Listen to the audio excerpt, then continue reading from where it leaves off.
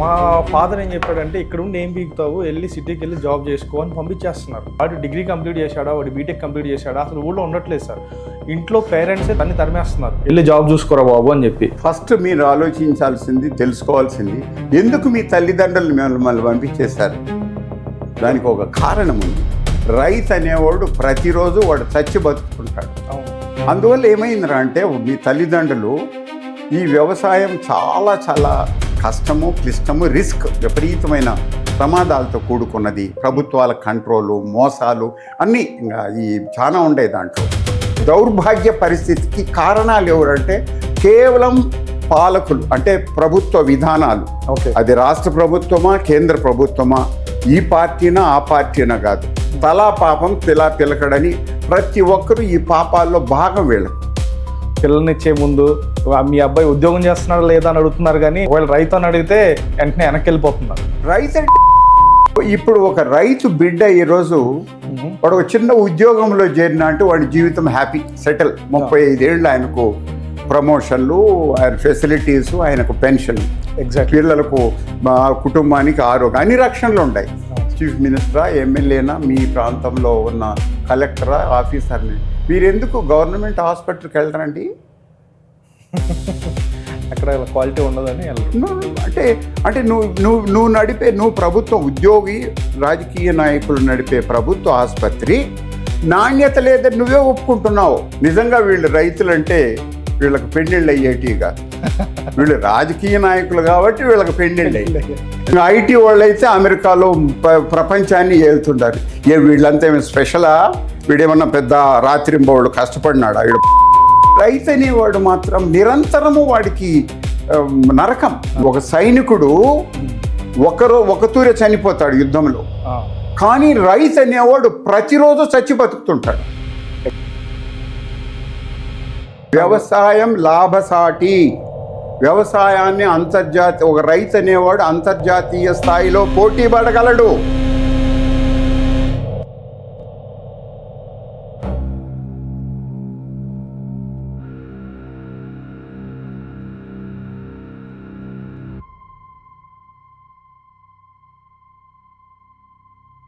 Hi sir. Hi. Namaste sir. బాగున్నారా sir? నేను మీ వీడియోస్ చూశాను సార్. నేను మిమ్మల్ని అప్రోచ్ అయ్యే ముందు నేను మీ ఇన్స్టాగ్రామ్ వీడియోస్ చూశాను. నాకు అనిపించింది, అంటే ఈ వయసులో ఈ పెద్ద ఆయన ఇంతగా రైతుల గురించి కష్టపడుతున్నారు, అసలు ఏంటి, అసలు ఈయన మోటివేట్ చేసింది ఏంటి, ఎప్పుడు నుంచి స్టార్ట్ చేశారు, అసలు ఈ నేపథ్యం ఏంటి తెలుసుకోవాలని సార్. ఒకసారి మీరు మీ నేపథ్యం గురించి ఒకసారి. భారత రైతులకి స్వతంత్రం వచ్చింది కానీ విముక్తి రాలేదు. Correct sir. 47లో దేశానికి స్వరాజ్యం వచ్చింది. అంటే ఈరోజు రైతుకి, అంటే 80 సంవత్సరాల తర్వాత రైతుకి ఉండేది కేవలం ఓటు హక్కు మాత్రమే, విమోచనం లేదు. రైతులకి తెల్లోడున్నప్పుడు, బ్రిటిష్ వాళ్ళు ఉన్నప్పుడు ఎటువంటి పాలకులు, వాళ్ళు ఎవరు అనేది వివరాలు వద్దు. ఈరోజున్న పాలకులు, ఇక పార్టీలు, మంత్రులు, ముఖ్యమంత్రులు, ప్రధానమంత్రులు, ఉద్యోగులు, వ్యాపారులు, ఈస్ట్ ఇండియా కంపెనీ. అప్పుడు స్వతంత్రం రాకముందు ఏ విధంగా రైతులైతే కష్టాల పాలై వీళ్ళు మోసాలు గురవుతున్నారో, ఈరోజు కూడా 2026లో రైతు పరిస్థితి సేమ్. నేను ఒక రైతు కుటుంబంలో పుట్టాను. మా తండ్రి గారు స్వతంత్ర సమరయోధుడు. ఆయన క్విట్ ఇండియా మూమెంట్లో పనిచేశాడు. నేను లాయర్ వృత్తిరీత్యా. కానీ 40 సంవత్సరాలు అప్పుడు మా తండ్రి గారికి, ఆయనకు రైతులు అంటే చాలా ఇష్టం, రైతు కుటుంబము. నేను ఈ రైతుల విషయం ఏదన్నా చేయాలని చెప్పి దిగాను. ఇప్పుడు నా పరిస్థితి ఏమైందంటే ఊబిలో దున్న మాదిరి అయిపోయాను. ఎందుకంటే ఈ రైతుల సమస్య ఒకటా రెండా అంటే అవి అంతు లేకుండా పోయినాయి. పోనీ ఈ సమస్యలు అనేటివి ప్రకృతి వల్ల, అంటే ఎండలో, వానలో, గాలి వల్ల వచ్చినాయంటే కాదు. ఇవంతా కూడా ప్రభుత్వ వైఫల్యాలు అంటారు. తోటి సమాజంలో రైతుల పట్ల వీళ్ళకు ఉన్నటువంటి ఉద్యోగులకు తాత్సారము, వ్యాపారస్తులకు లాభము, రాజకీయ నాయకులకు మాటలు. అంటే నేను ఎందుకు ఇంత కఠినంగా చెప్తున్నానంటే, ఇప్పుడు ఒక రైతు బిడ్డ ఈరోజు వాడు ఒక చిన్న ఉద్యోగంలో చేరిన అంటే వాడి జీవితం హ్యాపీ సెటిల్. 35 ఏళ్ళు ఆయనకు ప్రమోషన్లు, ఆయన ఫెసిలిటీసు, ఆయనకు పెన్షన్, ఎగ్జాక్ట్లీ. పిల్లలకు కుటుంబానికి ఆరోగ్యం, అన్ని రక్షణలు ఉన్నాయి. వ్యాపారస్తుడు కూడా అదే విధంగా తను సెక్యూరిటీ పెట్టుకుంటాడు. ఇంకా లాయర్లు, యాక్టర్లు, డాక్టర్ల సంగతి చెప్పాల్సిన పనిలే, వీళ్ళకి అందరూ సలాములు కొడతారు.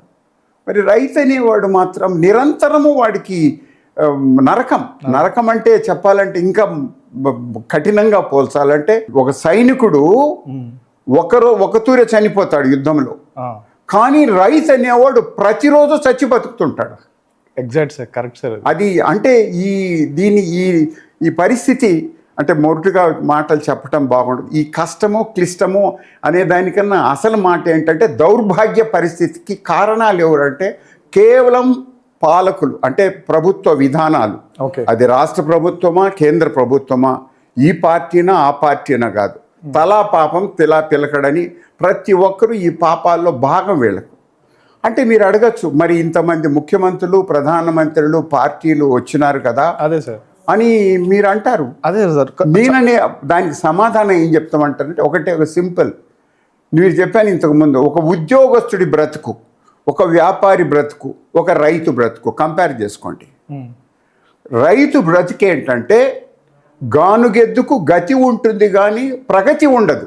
Exactly sir. రైతుకు గతి ఉంది, వాడు బ్రతుకుతున్నాడు, ఏదో తింటాడు, పని చేస్తాడు, ఏడ్చుకుంటాడు, తిట్టుకుంటాడు, కానీ వానికి ప్రగతి లేదు.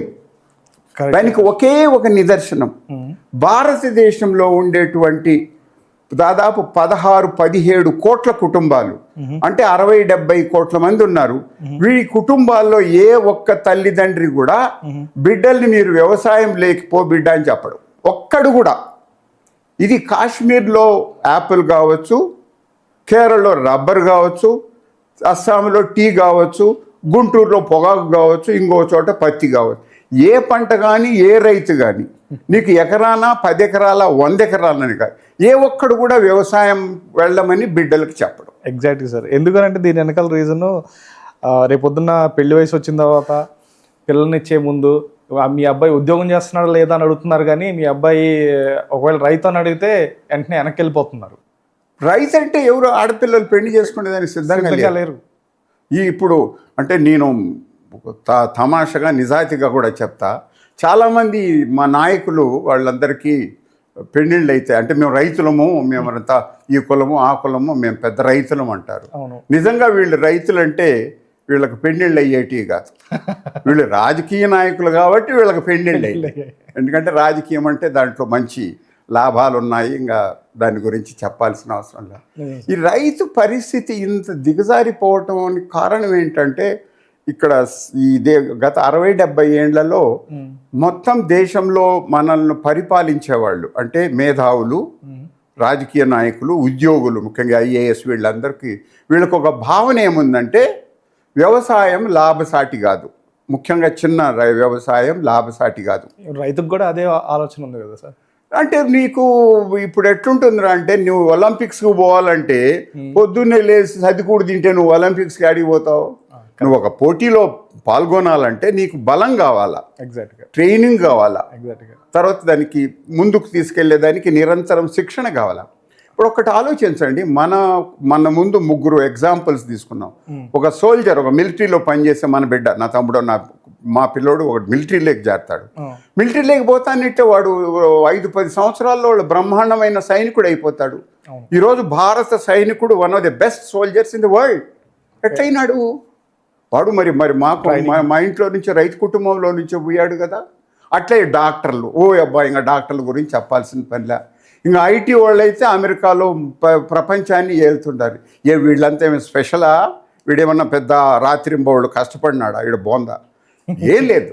ఏం జరుగుతుందంటే ఈ డాక్టర్లకు కానీ, యాక్టర్లకు కానీ, IT కానీ, ఏ రంగంలోనైనా వాళ్ళకు ఫస్ట్ శిక్షణ ఇస్తారు, ట్రైనింగ్. ఎగ్జాక్ట్లీ. ట్రైనింగ్ ఇవ్వటమే కాకుండా ఈ ట్రైనింగ్ని అప్డేట్ చేసుకుంటా పోతారు. ఇంకొకటి దానికి కావలసిన పరికరాలు ఇస్తారు, వసతి కల్పిస్తారు, ప్రోత్సాహం ఇస్తారు. వాళ్ళు బాగా చేస్తే మెప్పు వానికి గౌరవం ఇస్తారు. ఈ మధ్య ఏదో సినిమా హాలీవుడ్లో వచ్చిందని దేశమంతా పెద్ద గొప్పలు కొట్టారు. మంచిదే, నేను కాదనలా. మరి రైతులకి ఎందుకు అమెరికాలో గుర్తింపు లేదు? ప్రపంచంలో అసలు ఎక్కడేంది ఇప్పుడు మీరే చెప్తే పెళ్లి కొడుతురు దొరకదు, అవును. ఏమో పెళ్ళిళ్ళకి పోతే వెనకాల ఎన్నో కాలబడి కూర్చోవాలా. మీకు తెలుసో లేదో, ఏ కుటుంబం రైతు కుటుంబంలో పెళ్లికి పోవాలంటే భార్యాభర్తల కొట్లాట వస్తుంది. ఎందుకు తెలుసా? పట్టణంలో ఉండే ఆమె ఉద్యోగస్తుడు వ్యాపారస్తుడు ఆమె బాగా సింగారించుకుంటుంది, నగలు వేసుకుంటుంది, బ్రహ్మాండంగా ఉంటుంది. వీడు రైతు భార్య అట్లుంటుంది, రాత్రింబౌళ్ళు ఎండలో పనిచేసింది. ఇంకా వీడు మనోడు పెళ్ళైన 3వ నెలకే బంగారం అమ్మేసి ఉంటాడు, బట్టలు వాడికి పట్టు చీరలు కొనిలేడు. అందువల్ల నిజంగా ప్రాక్టికల్గా నేను చెప్తున్నా, ఒక రైతు కుటుంబానికి ఎవడన్నా వచ్చి పెండి జాబ్ ఇచ్చి పట్టణంలో టౌన్లో పెళ్ళి అవుతుంది అని పిలిచినాడంటే ఆ మొగుడు పెళ్ళాలకు నెక్స్ట్ డే నుంచి కొట్లాట. వాడేమో పెళ్లి చేసుకొని బాగానే ఉంటాడు, 7 మొగుడు పెళ్ళాలు కొట్లాడుకుంటుంటారు. అంటే ఇవన్నీ ప్రాక్టికల్గా జీవితంలో జరిగేటివి. అవును సార్, ట్రూ. అది దీన్ని ఈ పరిస్థితి నుంచి మార్చేదానికి 100 అవకాశాలు ఉన్నాయి. ఓకే. వ్యవసాయం లాభసాటి కాదనేది చాలా బుద్ధి లేని మాట. చాలామంది వీళ్ళకి తెలియని ఏంటంటే వ్యవసాయం లాభసాటి, వ్యవసాయాన్ని ఒక రైతు అనేవాడు అంతర్జాతీయ స్థాయిలో పోటీ పడగలడు. అయితే ఏం కావాలా?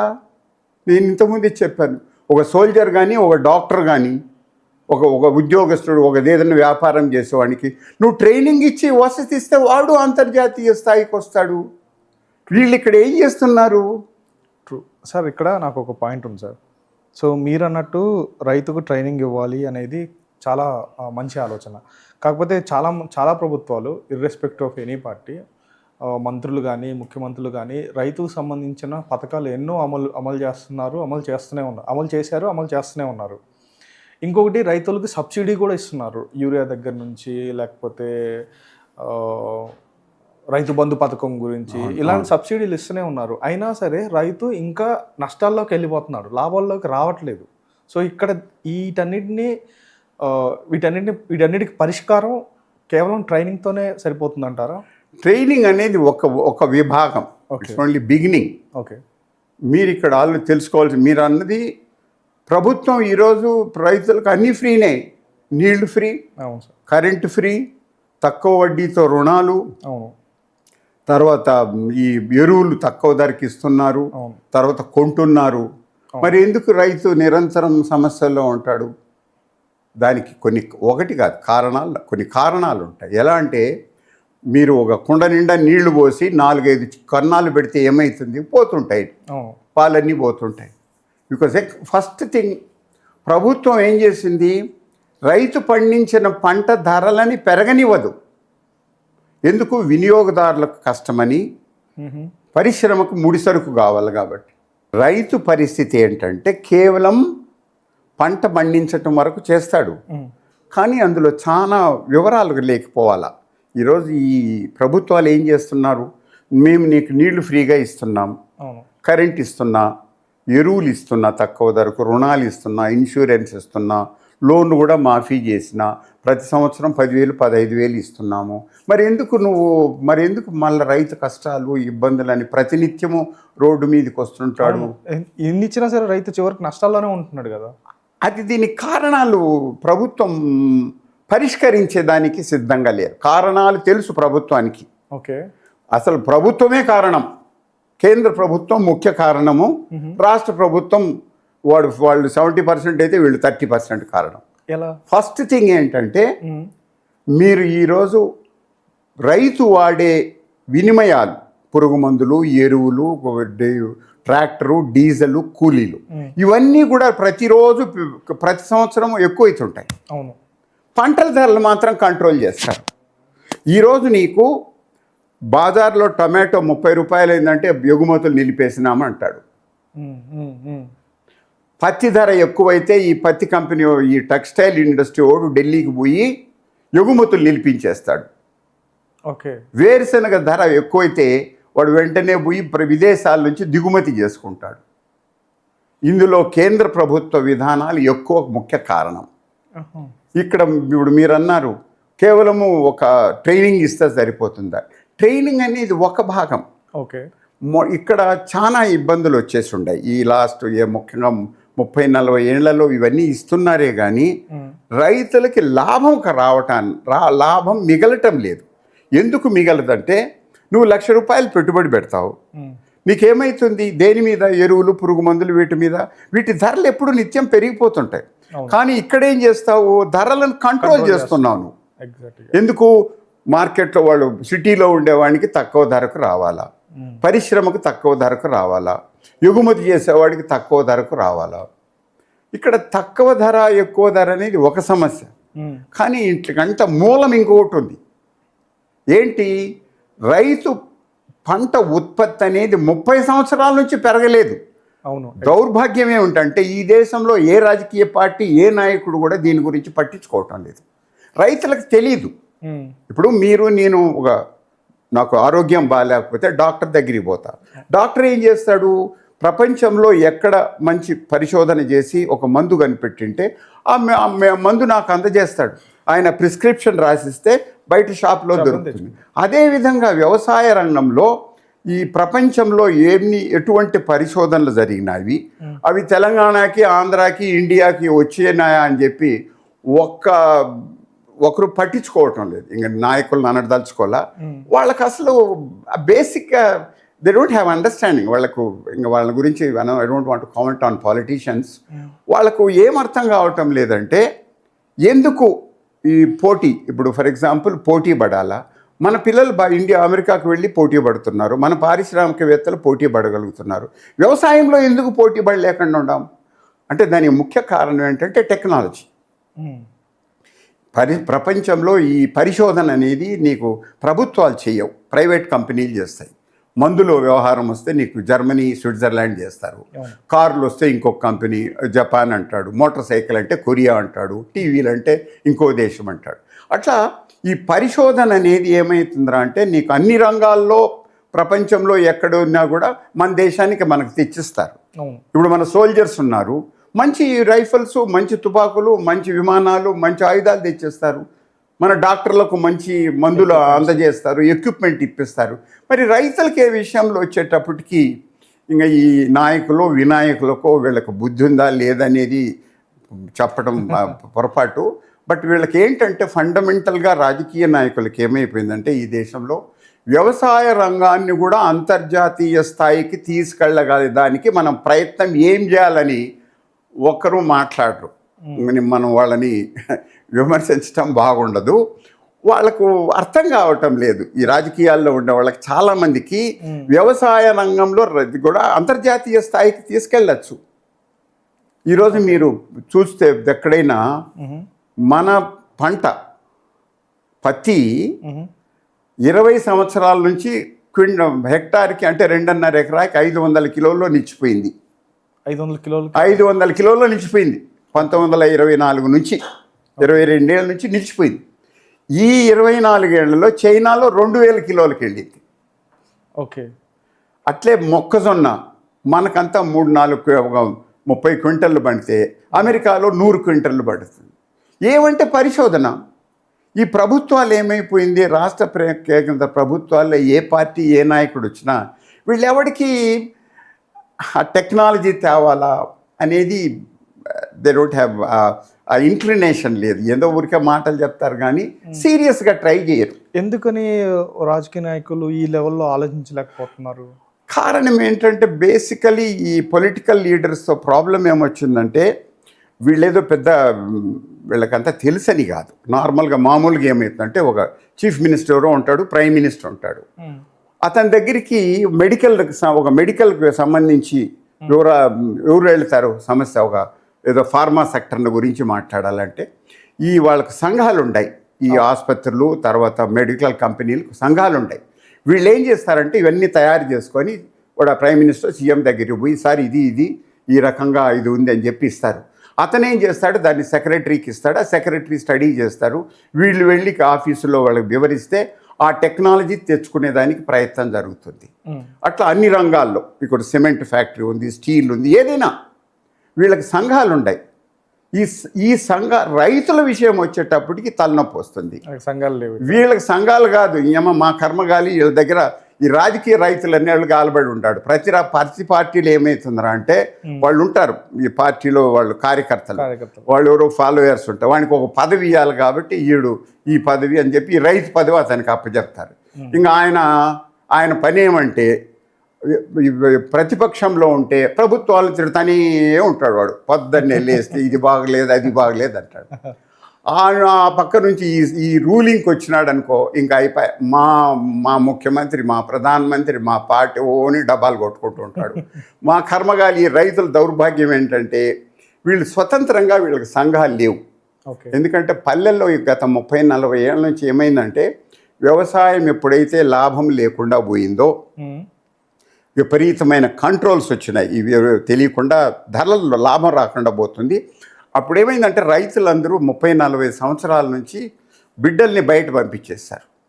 అవును సార్. దాంతో దీని మీద ఒక క్వశ్చన్ ఉంది సార్. దాంతో ఎవరికి కూడా ఇప్పుడు ఒక యువకుడు ఒక 24-25 ఇయర్స్ వాడు పెళ్లి చేసుకొని వ్యవసాయం లేకి దిగితే ఉత్సాహంగా పనిచేస్తాడు. ఇప్పుడు అసలు యువకులే లేరు. దాదాపు 190 మంది పల్లెటూర్లు వదిలేసి ఉంటారు. అందువల్ల ఏమైందిరా అంటే ఈ రాజకీయ నాయకులు అనేవాళ్ళు ఏం చేస్తారంటే ఇప్పుడు వ్యవసాయము రైతులకు సంబంధించి వీళ్ళు ఎంతసేపు ఏం చేస్తారంటే రాజకీయపరమైన నిర్ణయాలు తీసుకుంటారు. నేను ఈ సబ్సిడీ ఇస్తే ఇన్ని ఓట్లు వస్తాయి, లేదు ఇటువంటి వీళ్లకు వసతి కల్పిస్తాను, ఈ కులమోళ్ళు, మతమోళ్ళు, సంఘమోళ్ళు, జిల్లా వాళ్ళు ఇస్తారని మొత్తం రైతు విషయంలో చేసేది ఎంతసేపు ఏముంటుందిరా అంటే రాజకీయంగా ఉపయోగం అంటే ఓట్లు కోసం. దీని ఇంగ్లీష్లో ఓట్ బ్యాంక్ పాలిటిక్స్ అంటారు. ఇది 60-70 సంవత్సరాల నుంచి ఉంది, ఈ రోజు ఉంది, ఇంకా రేపు కూడా ఉంటుందేమో చెప్పండి. సార్ మీరు అన్నట్టు ఇప్పుడు నార్మల్గా ఊళ్ళల్లో చూసుకుంటే ఇప్పుడు మా డాడీ, మా తాతలు, వాళ్ళ తాతలు వీళ్ళు వ్యవసాయం చేసుకుంటూ బతికారు. మా తరం వచ్చేసరికి మా ఫాదర్ ఏం చెప్పాడంటే ఇక్కడ ఉండి ఏం పీకుతావు, వెళ్ళి సిటీకి వెళ్ళి జాబ్ చేసుకో అని పంపించేస్తున్నారు. అంటే ఆల్మోస్ట్ వాళ్ళు నా ఏజ్ వాళ్ళు ఒక 30, మీరు అన్నట్టు 30-35 ఏజ్ వాళ్ళు అందరూ హైదరాబాద్కి వచ్చేస్తున్నారు. 30 కాదు సార్, వాడు డిగ్రీ కంప్లీట్ చేశాడా, వాడు బీటెక్ కంప్లీట్ చేశాడా, అసలు ఊళ్ళో ఉండట్లేదు సార్. ఇంట్లో పేరెంట్సే తన్ని తరిమేస్తున్నారు, వెళ్ళి జాబ్ చూసుకోరా బాబు అని చెప్పి. నాకు ఇక్కడ అనిపిస్తుంది ఏంటి అంటే డౌన్ ద లైన్ 10-15 సంవత్సరాల తర్వాత అసలు వ్యవసాయం చేసే వాళ్ళు ఉంటారా అని అనిపిస్తుంది. ఫస్ట్ మీరు ఆలోచించాల్సింది, తెలుసుకోవాల్సింది, ఎందుకు మీ తల్లిదండ్రులు మిమ్మల్ని పంపించేశారు? దానికి ఒక కారణం ఉంది. నేను ఇదివరకు కూడా మీకు చెప్పాను. రైతు అనేవాడు ప్రతిరోజు వాడు చచ్చి బతుకుతుంటాడు. అవును. అందువల్ల ఏమైందిరా అంటే మీ తల్లిదండ్రులు ఈ వ్యవసాయం చాలా చాలా కష్టము, క్లిష్టము, రిస్క్, విపరీతమైన ప్రమాదాలతో కూడుకున్నది. ప్రభుత్వాల కంట్రోలు, మోసాలు అన్నీ ఇంకా చాలా ఉండే దాంట్లో. ఇప్పుడు నువ్వు పండించి మార్కెట్కి తీసుకెళ్తే ఆడ మోసము, నువ్వేదన్నా కొనుగోలు ఎరువులు, పురుగు మందులు కొనుగోలు చేస్తే నాణ్యత ఉండదు, ధరలు ఎక్కువ చేస్తారు. ఈ ఉద్యోగస్తులు అగ్రికల్చరు, వెటర్నరీ, ఇరిగేషన్ వాళ్ళు వాళ్ళ పని చేయటం ఆడికాడికే ఉంటుంది. అందుకని ఏమైందిరా అంటే తల్లిదండ్రులు ఏం చేశారంటే గత 30-42 తరాలు దాదాపు 1980 నుంచి పిల్లల్ని బయట పంపించేశారు. అయితే మీరు అన్నట్లు ఏమి అవుతుందిరా అనేది ప్రశ్న వచ్చినప్పుడు ఏమవుతుందిరా అంటే తిండి లేకుండా ఎవరు చావరు ఈ దేశంలో. ఏదో ఉంటుంది, ఎందుకంటే ఇప్పుడు దాదాపు 50-60% నీటి వసతి ఉంది. అవును. ఇప్పుడు అది అక్కడ ఏమైనా నీటి వస్తుంది, కరెంట్ ఉంది, ట్రాక్టర్లు వచ్చి ఉన్నాయి.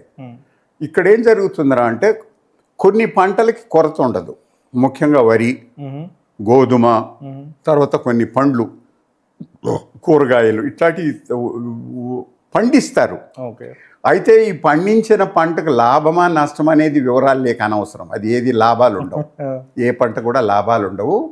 అయితే పండిస్తారు. ఎందుకు పండిస్తారంటే ఒకటి ఇప్పుడు మీరు అన్నట్టు ఈరోజు ఏజ్ గ్యాప్ తీసుకుంటే దాదాపు ఒక 40-50% 50, 40, 50, 60 వయసులో ఉంటారు. వీళ్ళు ఇంకొక 15-20 సంవత్సరాలు వ్యవసాయ రంగంలోనే ఉంటారు. వీళ్ళు ఏం చేస్తారంటే దున్నుతారు. ఇప్పుడు తెలంగాణలో 2014లో 50 లక్షల టన్నులు పండేది.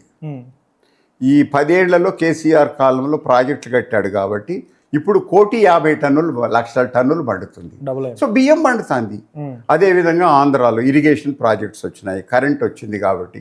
రెండోది ఈ చిన్న చిన్న కమతాల్లో ఏం చేస్తారంటే కూరగాయలు వేస్తారు. ఎందుకంటే ఇంక ఏదో ఒక పని చేయాలి.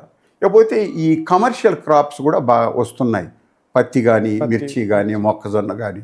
దానికి కారణం ఏంటంటే రైతుకి ఏదో ఒక పని చేయలేకుండా ఉండలేదు. ఎందుకంటే వాళ్ళ జీవితం మొదటి 25-30 సంవత్సరాలు వాళ్ళు కష్టపడ్డారు, బిడ్డలను చదివించారు, సంసారాన్ని పోషించారు. ఇంకా 50-55 వచ్చింది, ప్రభుత్వాలు ఏదో పెన్షన్లని ఇది అదని ఇస్తున్నారు. నీకు లాభం వచ్చిందా నష్టం వచ్చిందా అని కాదు, నేను ఏదో ఒక పంట చేసి తీరాలి. అదే బికాస్ నేను లేకపోతే ఇంకోటి కూడా రైతు అనేవాడు సైలెంట్గా ఉండలేడు. దీనికి ఒక చిన్న ఇది చెప్తా చూడండి. ఏ ఇంట్లోనైనా తల్లి ఎంత వయస్సు వచ్చినా బిడ్డలకు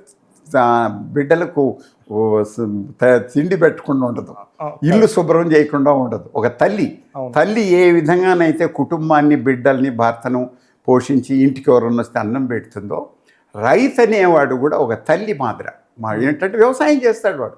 ఇంకా అతని వృత్తి ప్రవృత్తి తన జీవితమే అది, అందువల్ల చేస్తారు.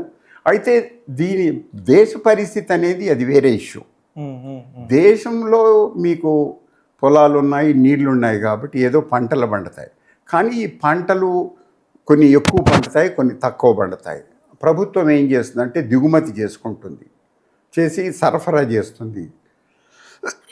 ఇక్కడ మెయిన్గా ఏమంటే ప్రభుత్వాలు అనేటివి ఈరోజు మీరు చూస్తే 90 కోట్ల మందికి గోధుమలు, బియ్యము రూపాయి ఫ్రీగా ఇస్తున్నారు కేంద్ర ప్రభుత్వం.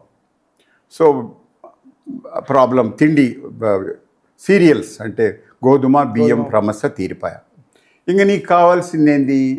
నూనె, కూరగాయలు, ఇతరత్ర. అవి ఏమవుతాయో అంటే ఈ రోజుల్లో పరిస్థితి ఏం ఏర్పడిందంటే కుటుంబాలు చిన్నవైనాయి, ఉండేది 2, 3, 4. వీళ్ళు ఒక్కరోజు ఈరోజు కూలీ మీకు ఎక్కడ మన ముఖ్యంగా దక్షిణాదిలో నువ్వు ఏ గ్రామానికి వెళ్ళినా భార్యాభర్త పని చేస్తే 1000 రూపాయలు గిట్టుబాటు అవుతుంది. అవును. అచ్చా, అది కాకుండా ప్రభుత్వం ఈ పెన్షన్స్ ఇవి ఇస్తున్నారు. మనిషి జీవించటానికి కొరత లేదు. కానీ చెప్పినాను కదా, గతి ప్రగతి. ఒక ప్రగతి అంటే నేను ఆ కాన్ఫిడెన్స్ అంటారు, నాకు ఒక ఆత్మస్థైర్యం. ఒక ఉద్యోగికి, ఒక వ్యాపారికి, ఒక వృత్తిపరునికి ఉన్నటువంటి ఆత్మస్థైర్యం రైతుకి లేదు. రైతుని ఎవరిని అడిగినా మా కష్టాలు, మా కర్మ, మా దరిద్రము, మా సమస్య అని అంటాడే కానీ నేను సంతోషంగా ఉన్నాను, నా బిడ్డల్ని వ్యవసాయంలోకి రామంటాను, నా పల్లెకు వచ్చి ఉండమంటానని ఏ రైతు చెప్పడు.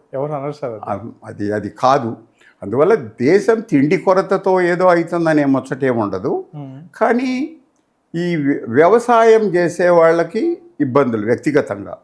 ఇప్పుడు కౌలు రైతులు ఉండారు, వాళ్ళకు కూడా ఏం పెద్ద మిగులుబాటు ఉండదు. లేదు, నిజంగా వ్యవసాయం చేసే వాళ్ళకు కూడా మిగులుబాటు ఉండదు. అదర్ సైడ్ ఆర్థిక పరిస్థితిలో ఏం ఇబ్బంది అంటే దేశం చాలా ఇబ్బందులు పాలవుతుంది. ఇప్పుడు సబ్సిడీలు ఇస్తున్నారు. అది ఎంతవరకు సబ్సిడీలు అనేది ఎవరికి అంచనా లేదు ఈరోజు దేశంలో. దేశం ఎంత అప్పులో ఉందనేది ఎవరికి తెలియదు. ఇప్పుడు వ్యక్తిగతంగా మన ఎవరో కొంత ఇక్కడక్కడ చెప్తుంటారు, ఈ దేశంలో ప్రతి పౌరుడి మీద 3 లక్షలు, 4 లక్షలు, 5 లక్షల అప్పు ఉందని. ఈ అప్పు ఏందో ఎవడు తీరుస్తాడో సామాన్యుడికి, రైతులకి, సామాన్యులకు తెలీదు. దాని గురించి పెద్దగా వాళ్ళు ఏం చేయలేరు, వాళ్ళ అందుబాటులో లేదు అది.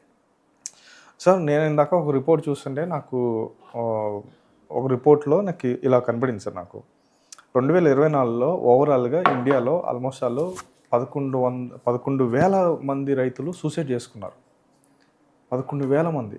అదే 2023 వచ్చేసరికి ఆల్మోస్ట్ 11,000 మంది ఉన్నారు సార్. 2022లో 11,000, 2023లో అప్రాక్సిమేట్లీగా 2024 11,000 మంది రైతులు సూసైడ్ చేసుకున్నారు. అంటే ఒకవైపు ప్రభుత్వాలు మీరు అన్నట్టు ఇరిగేషన్ ప్రాజెక్ట్స్ అని, లేకపోతే సబ్సిడీస్ అని, అదని ఇదని ఇచ్చినా సరే రైతు ఎందుకో వెనకబడిపోతున్నాడు. అది తనకి ట్రైనింగ్ లేకపోవడం వల్ల, లేకపోతే గైడెన్స్ లేకపోవడం వల్ల, లేకపోతే రైతుకి చదువు లేకపోవడం వల్ల కూడా ఒక రీజన్ అయి ఉంటుందా? అంటే ఇవి చాలా కారణాలు. ఒక కారణంగా సూయిసైడ్కి ముఖ్య కారణం ఎక్కడ వస్తుందంటే, కొంతమంది రైతులు ఏం చేస్తారంటే ఎక్కువగా రిస్క్ తీసుకుంటారు. ఇప్పుడు పత్తి కానీ మిర్చి కానీ వాణిజ్య పంటలు ఏం చేస్తారంటే వాళ్ళు అంటే కష్టపడి సంపాదించాలనే ఆశతో వాళ్ళు ఏం చేస్తారంటే అప్పు చేసేసి కౌలు తీసుకొని చేస్తారు. అవును. అక్కడ ఒక ఇబ్బంది వస్తుంది వాళ్ళకు. ఇప్పుడు 1-2 సంవత్సరాలు పంట నష్టపోయిందంటే వాళ్ళు రికవర్ చేసుకోలేరు. రెండోది ప్రభుత్వం వాళ్ళకు బీమా సౌకర్యం లేదు. ఓకే. నీకు క్రాప్ ఇన్సూరెన్స్ లేదు, ఏదో పేరుకి చెప్తారు కానీ కౌలు రైతులు చేసుకోలేరు. మిగిలిన రైతులు కూడా వాళ్ళకు పెద్దగా ఈ బీమా కంపెనీల మీద, ఈ ప్రభుత్వ బీమా క్రాప్ ఇన్సూరెన్స్ మీద నమ్మకాలు లేవు. ఏదో గవర్నమెంట్ మీరు అన్నట్టు స్కీమ్స్ చాలా ఉంటాయి, కానీ మీరు ఇక్కడ అమలులో ఏం జరుగుతుందనేది అర్థం చేస్తారు. చాలా లోపాలు వచ్చేస్తాయి వ్యవసాయ రంగంలో. దీనికి కారణం ఏంటంటే ఉద్యోగులకి పే కమిషన్ అని ఉంటుంది, తర్వాత ఉద్యోగుల సంఘం ఉంటుంది. వీళ్ళు మంత్రులు, ముఖ్యమంత్రులు, రాజకీయ పార్టీలు ఎలక్షన్లు అప్పుడు ఏదన్నా హామీలు ఇచ్చుంటారు, మీ ఉద్యోగులకి ఇది చేస్తామని. ఎలక్షన్లు అయిన తర్వాత ఈ ఉద్యోగ సంఘాలు పొద్దున్నే లేస్తే ఆ చీఫ్ మినిస్టర్ ఇంటి దగ్గర ఉంటారు. ఏమయ్యా పెద్ద మనిషి, నువ్వు మొన్న ఎలక్షన్లో చెప్పావో ఏం చేసావు అంటారు. అదేవిధంగా పే కమిషన్ అమలు చేసేదానికి ఒత్తిడి తెస్తారు, స్ట్రైక్ చేస్తారు. ఈ వసతి రైతుల దగ్గర లేదు. దానివల్ల ఏమవుతుందంటే రైతుకి సెక్యూరిటీ అంటారు. సెక్యూరిటీ అంటే భద్రత. దేని నుంచి భద్రత? వర్షం నుంచి భద్రత. తర్వాత ముఖ్యంగా నేను చెప్తే కదా, ఈ నాణ్యత లేని పురుగు మందులు, ఎరువులు వాడితే పంట నష్టపోతారు. లేదంటే మార్కెట్లో వీళ్ళు దళారీల దోపిడీ ఉంటుంది. లేదు కేంద్ర ప్రభుత్వం ఎగుమతులు నిలిపేస్తారు. అప్పుడు సడన్గా ధరలు తగ్గిపోతాయి. అప్పుడు వచ్చిన నష్టాన్ని రైతు పూడ్చుకోలేడు. ఎందుకంటే 86% రైతులు 2-3 ఎకరాల వాళ్ళు. అవును. ఈ 2-3 ఎకరాల రైతులకి అసలు ఆర్థిక విధానము, ధరలు, హెచ్చు తగ్గులు అనేది ఏం తెలియదు. గుడ్డెద్దుగా వేసుకుని పోతారు. అంటే వాళ్ళు అంతకన్నా ఏం చేయలేరు. ఎందుకంటే వాళ్ళ పరిస్థితి. ఇప్పుడు వాళ్ళకు టెక్నికల్గా ఇప్పుడు ఇంతకుముందు అన్నాను, ఒక సోల్జర్ని తీసుకెళ్తే వాడిని బ్రహ్మాండంగా సంవత్సరంలో తీర్చిదిద్దుతారు. ఇక్కడ రైతుని తీర్చిదిద్దే దిక్కే లేరు, ఎవరు లేరు. వీళ్ళు అది ప్రభుత్వం ఎక్స్టెన్షన్ సర్వీసెస్ అంటారు, అది చాలా చాలా తక్కువ. రెండోది రీసెర్చ్, కొత్త పరికరాలు రావటము. మూడోది క్రాప్ ఇన్సూరెన్సు. నాలుగోది వీళ్ళు మోసపోకుండా అరికట్టాల. మోసం అంటే ఎలా సార్? ఈ చెప్పా కదా, ఇప్పుడు కల్తీ పురుగు మందు వస్తుంది, ఎరువులు వస్తాయి, విత్తనాలు వస్తాయి, నువ్వు ఏం చేయలేవు. ఇప్పుడు ప్రతి మార్కెట్ యార్డ్లో కూడా వాళ్ళంతా దళారీలు ఒకటైపోయి ధరలు తగ్గించేస్తారు. అవును. నిన్న 20 రూపాయలు ఉంటే ఈరోజు 15 రూపాయలు అంటాడు. అది వాళ్ళు ఎవరంటే వాళ్ళు 40-50 మంది ఉంటారు. ఈ దళారీ దోపిడీ వ్యవస్థ ఇక్కడ కాదు, మీరు మా హైదరాబాద్ నుంచి నీకు ఢిల్లీ మొత్తం దేశమంతా కూడా వీళ్ళు, ఇది కొత్త దోపిడీ వ్యవస్థ. ఇప్పుడు దేశంలో ఈ పూర్వము పిండారీలు, తగ్గులని ఉండేవాళ్ళు, వాళ్ళు దొంగతనాలు చేసి. ఇప్పుడు కొత్త ఈ దోపిడీ వ్యవస్థలు ఎవరెవరు అంటే వీళ్ళంతా వచ్చారు. ఇంకా వాళ్ళను అనవసరము. వాళ్ళు ఏమవుతారంటే సంఘటితమైనారు వీళ్ళంతా. ఓకే. సంఘటితమై దోపిడీకి పాల్పడతారు. ఇప్పుడు ఒక చిన్న విషయం అంటే సంఘం యూనియన్ అయిపోతారు. యూనియన్ అవుతారు. ఇప్పుడు నేను ఒక పౌరుడిగా నాకు విపరీతమైన బాధ వేసేది ఏంటంటే, ఉద్యోగస్తులకు ఇన్ని సెలవులు అవసరమా? నేనైతే నాకు అర్థం కావటంలే. అంటే అన్ని రంగాల్లో సెలవులు లేవు కదా సార్. ఎందుకు? ఎక్కడైనా కూడా నీకు ఆలోచిస్తాము, సంఘటిత వర్గం ఉద్యోగులకి నీకు ఖచ్చితంగా నీకు ప్రమోషన్ ఉంది, 35-40 సంవత్సరాల ఉద్యోగ గ్యారంటీ ఉంది, తర్వాత అనేక వస్తువులు ఉన్నాయి. అటువంటి వాళ్ళకి ఎన్ని హాలిడేస్ ఇవ్వాలి అనేది ఈరోజు ఎక్కడ చర్చ లేదు. ఇప్పుడు పల్లెటూరు ఉంది, నా పశువు శనివారం నా పొద్దు దానికి ఏదో కాలు ఇరుగుతుంది, ఏదో జబ్బు చేస్తుంది, వెటర్నరీ డాక్టర్ శనివారం ఆదివారం ఉండడు, అగ్రికల్చర్ ఆఫీసర్ ఉండడు. అచ్చా, నీకు కరెంటు డిపార్ట్మెంట్ని అడిగితే ఈరోజు హాలిడే సార్, ఈరోజు ఫెస్టివల్ సార్ అంటారు. ఈ మధ్యకాలంలో చెప్తున్నారు, ఐ థింక్ ఈ నెలలోనే ఏదో నెల అనుకోండి, 15 రోజులు బ్యాంకులకు సెలవులు. 15 రోజులు. ఓకే. అంటే ఒక పౌరుడిగా నేను ఒక సోషల్గా అంటే సమస్యల మీద పనిచేస్తుంటా కాబట్టి, ఒక ఉద్యోగ వ్యవస్థ అనేది ప్రజలకు సేవ చేసేదానికని పెడితే ప్రజలంతా వీళ్ళకి సేవ చేస్తున్నారేమో అని అనిపిస్తుంది. అంటే ఈ అది అది చాలా ప్రాబ్లమ్స్ వచ్చిండాయి బాబు, ఈ రోజుల్లో చాలా సమస్యలు వచ్చిండాయి. అర్థం సార్, అర్థం sir. Coming back to our question sir, ఇందాక మీరు మాట్లాడుతూ నాణ్యత లేని మందులు అని అన్నారు. కానీ ఈ నాణ్యత లేని మందులు మార్కెట్లోకి విడుదల అవ్వడానికి డైరెక్ట్గాను ఇండైరెక్ట్గాను ప్రభుత్వాలే పర్మిషన్ ఇస్తేనే కదా సార్ మార్కెట్లోకి ఇవి రిలీజ్ అవుతున్నాయి. ప్రభుత్వాల పర్మిషన్ కాదు, ప్రభుత్వాల బాధ్యత సూపర్విజన్ అంటారు, అంటే మానిటరింగ్. అంటే ఇప్పుడు ఏదైనా కూడా ఇప్పుడు దొంగలు ఉండారు, దొంగతనాలు కాకుండా దొంగలను అదుపు చేసే బాధ్యత పోలీస్ వాళ్ళది. ఓకే, ఆ పని వాళ్ళు చేస్తారు. మన బార్డర్లో మిలిటరీ వాళ్ళు ఉంటారు, వాళ్ళు విదేశాల నుంచి రానికుండా చేస్తారు. ఈరోజు ప్రభుత్వ వ్యవస్థలో ఉండేటువంటి అనేక వర్గాలు చాలా చాలా లోటుపాట్లు వచ్చేస్తుంటాయి. ఇప్పుడు మీరు ఒకటి ఆలోచించండి, ఎందుకు ప్రభుత్వ టీచర్లు ప్రభుత్వ స్కూల్స్లో పిల్లలు వాళ్ళ పిల్లలే అడ్మిట్ గారు? అవును, కలెక్టర్లు వాళ్ళ సంగతి వదిలే, వ్యాపారస్తులు, మంత్రులు, ఎవడి పిల్లలు బీద వాళ్ళ పిల్లలు తప్పితే మిగిలిన వాళ్ళ పిల్లలు ఎవరు కూడా ప్రభుత్వ స్కూల్స్కి వెళ్ళరు. అట్లే ప్రభుత్వ హాస్పిటల్స్ ఇప్పుడు చాలామంది, అంటే రాబోయే రోజుల్లో నేను అందరినీ కోరేది ఏంటంటే, మీరు ప్రభుత్వాలను ప్రశ్నించాలా. ఎవరు ప్రభుత్వం అంటే చీఫ్ మినిస్టరా, ఎమ్మెల్యేనా, మీ ప్రాంతంలో ఉన్న కలెక్టరా, ఆఫీసర్ని. మీరు ఎందుకు గవర్నమెంట్ హాస్పిటల్కి వెళ్ళరండి? అక్కడ క్వాలిటీ ఉండదని వెళ్ళరు. అంటే నువ్వు ప్రభుత్వ ఉద్యోగి, రాజకీయ నాయకులు నడిపే ప్రభుత్వ ఆసుపత్రి నాణ్యత లేదని నువ్వే ఒప్పుకుంటున్నావు. మరి నువ్వే ఒప్పుకున్నప్పుడు మరి ప్రజలకు హాస్పిటల్ మీద నమ్మకం వస్తుంది. మరి దీన్ని ఎవరు మార్చాలా, ఎలా మార్చాలంటే నేను ఆలోచించేది ఏంటంటే ప్రశ్నించాలి. ఇప్పుడు రైతుల విషయంలో ఎక్కువగా నేను చెప్తుంటాను, ఈ సమస్యలు ఉన్నాయి, పరిష్కారం కోసం నేను ప్రయత్నం చేస్తాను. అదేవిధంగా మిగిలినవి కూడా తదితర విషయాల్లో కూడా ప్రజలు ప్రశ్నించటం మొదలు పెట్టాలి. మరి అది మీ తరం చేయాలి. ఇప్పుడు ఉన్నారే, ఇప్పుడు రైతులు ఊళ్ళల్లో ఎలా అయిపోయిందంటే సార్, ఊళ్ళల్లో ఎలా ఉందంటే కులాల వారీగా, మతాల వారీగా కాకుండా పార్టీల వారీగా కూడా విడిపోతున్నారు రైతులు. సో ఇక్కడ ప్రశ్నించేసరికి ఒకవేళ ఎవరైనా రైతు ముందడి వేసి ప్రశ్నిస్తే రేపొద్దున ఆయన్ని వేరే విధంగా ఆయన తొక్కేస్తున్నారు. సో ఇలాంటి సమస్యలు ఉన్నప్పుడు రైతు వాడికి ప్రశ్నించాలి, మాట్లాడాలి, ఏదో ఒకటి అడగాలి, మా ఎమ్మెల్యేనో లేదా మా మంత్రినో అడగాలి అని ధైర్యం చేసినా సరే వాడిని వెనక్కి లాగేస్తున్నారు. అవును.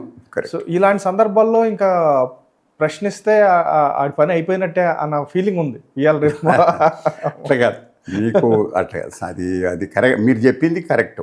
ఎలా అంటే మామూలు చాలామందికి ఒక నాయకుడిని చూసినా, ఉద్యోగి చూసినా భయపడతారు వాళ్ళు. అవును, పూర్వం గౌరవం ఉండేది, ఇప్పుడు ఈయనతో ఎందుకులే రచ్చ అని. అంటే వీళ్ళంతా దేశభక్తులని కాదు, వాళ్ళని చూస్తే ఒక రకమైన కంటెంప్ట్.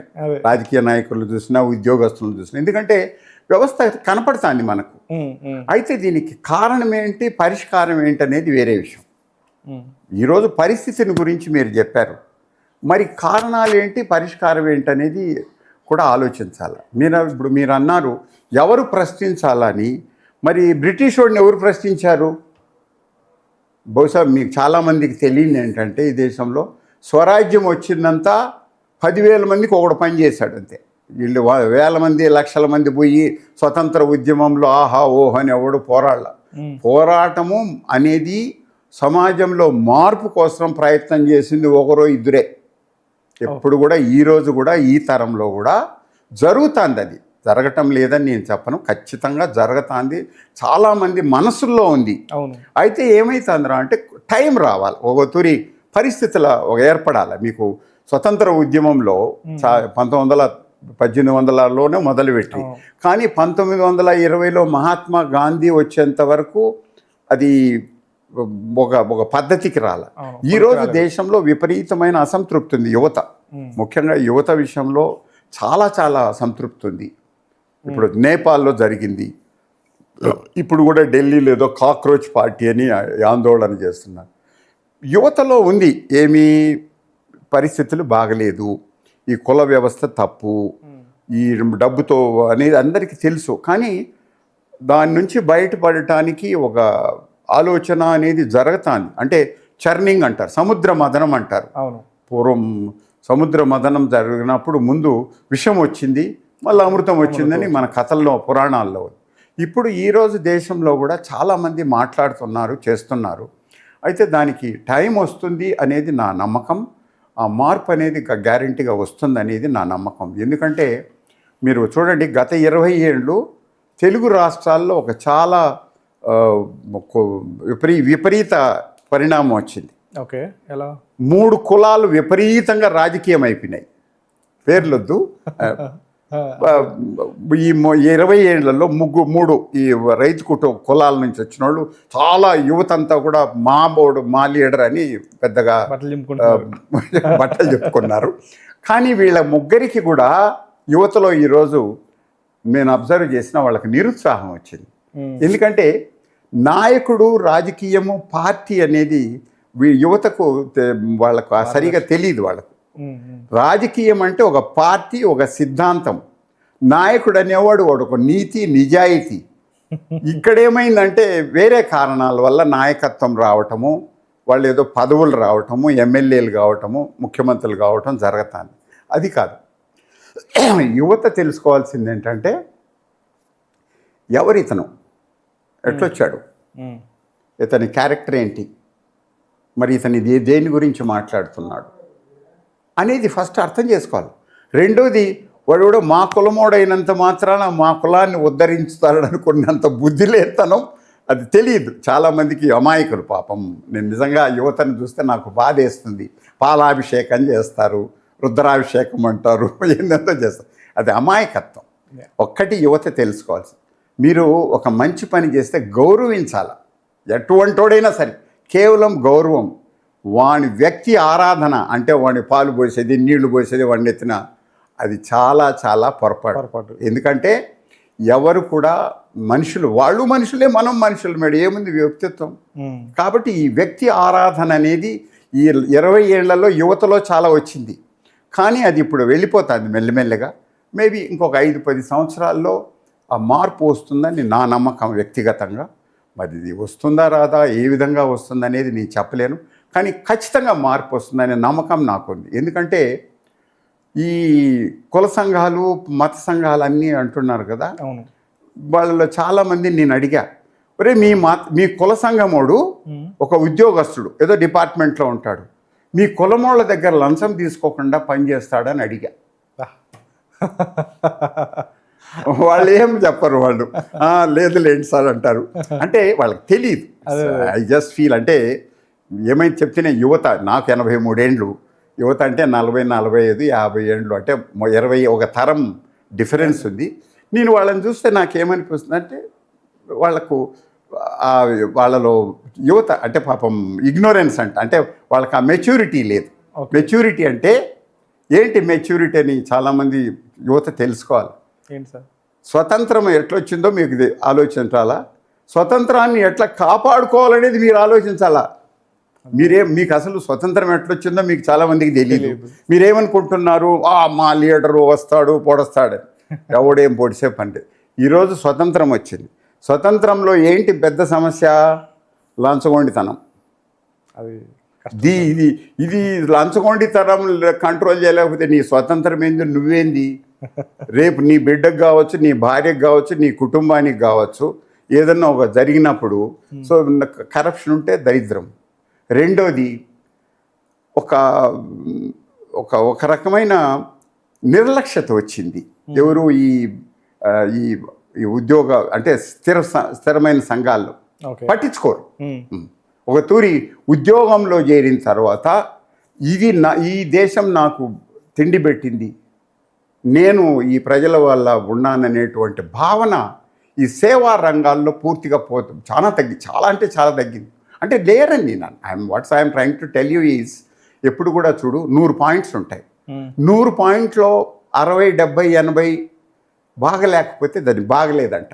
అంటే ఒక 20-30 మంది నిజాయితీ మంచిగా చేసేవాళ్ళు ఉన్నారు, ఖచ్చితంగా ఉన్నారు, చేస్తున్నారు. There is no to dispute. But majority అది సరిగా ఉండటం లేదు. అక్కడ ఇబ్బంది వస్తుంది. దీన్ని ఏదన్నా ప్రశ్నించేదానికి ప్రయత్నం చేయాలా, మార్పు చేసేదానికి ప్రయత్నం చేయాలా. అది జరుగుతూ ఉంది. అది సార్ ఇప్పుడు చూసుకుంటే సార్ నార్మల్గా ఫ్రమ్ లాస్ట్ 20 years నుంచి ఆ, నాలాంటి ఎడ్యుకేటెడ్ ఫెలోస్ ఎవరైతే ఉంటారో వాళ్ళు సిటీకి వచ్చేస్తున్నారు. సిటీకి వచ్చేసిన తర్వాత వీళ్ళు ఇక్కడ జాబులు చేసుకుని ఇక్కడ స్థిరపడిపోతున్నారు, కొద్ది గొప్ప ఇంటికి పంపించేస్తున్నారు. సో వీళ్ళని మోటివేట్ చేస్తే వీళ్ళు వెనక్కి వెళ్ళి రైతులుగా మారి వ్యవసాయ రంగాన్ని అభివృద్ధి పరిచే అవకాశం ఏమైనా ఉంటుందా? ఖచ్చితంగా ఉంది. ఈరోజు గత 10 సంవత్సరాలు మీరు అబ్జర్వ్ చేస్తే ఆంధ్ర తెలంగాణ రాష్ట్రాల వాళ్ళు, హైదరాబాద్లో ఉన్నోళ్ళు ప్రతి పండగలకి కావచ్చు ఇతరత్ర కార్యక్రమాలకి 25, 30, 35 లక్షల మంది గ్రామాలకు వెళ్తున్నారు. అవును, కేపీహెచ్బీ అయితే మొత్తం ఖాళీ వెళ్తున్నారు. హైదరాబాద్ ఖాళీ అయిపోతుంది. అవును. ఇంకోటి వీళ్ళకి చాలా గొప్ప పని ఈరోజు ఈ యువత చేసింది ఏంటంటే ప్రతి ఒక్కరు కూడా తల్లిదండ్రుల మంచి యోగక్షేమాలు చూసుకుంటున్నారు. అవును సార్. వాళ్ళకు మెడికల్ ఫెసిలిటీస్ కలిగించారు, ఇండ్లు కట్టించారు, వాళ్ళ తల్లిదండ్రులకు వసతులు ఏర్పాటు చేసింది. ట్రూ. ఇది కాకుండా కూడా ఇంకొక యువత చాలా మరొక పని, మంచి పని చేశారు. ఏంటంటే గ్రామాభివృద్ధిలో వాళ్ళు పాల్గొన్నారు. ఈరోజు మీరు ఏ గ్రామానికన్నా వెళ్ళండి, 1, 2, 3 దేవాలయాలు కట్టించారు, అవును, పూజలు జరుపుతున్నారు.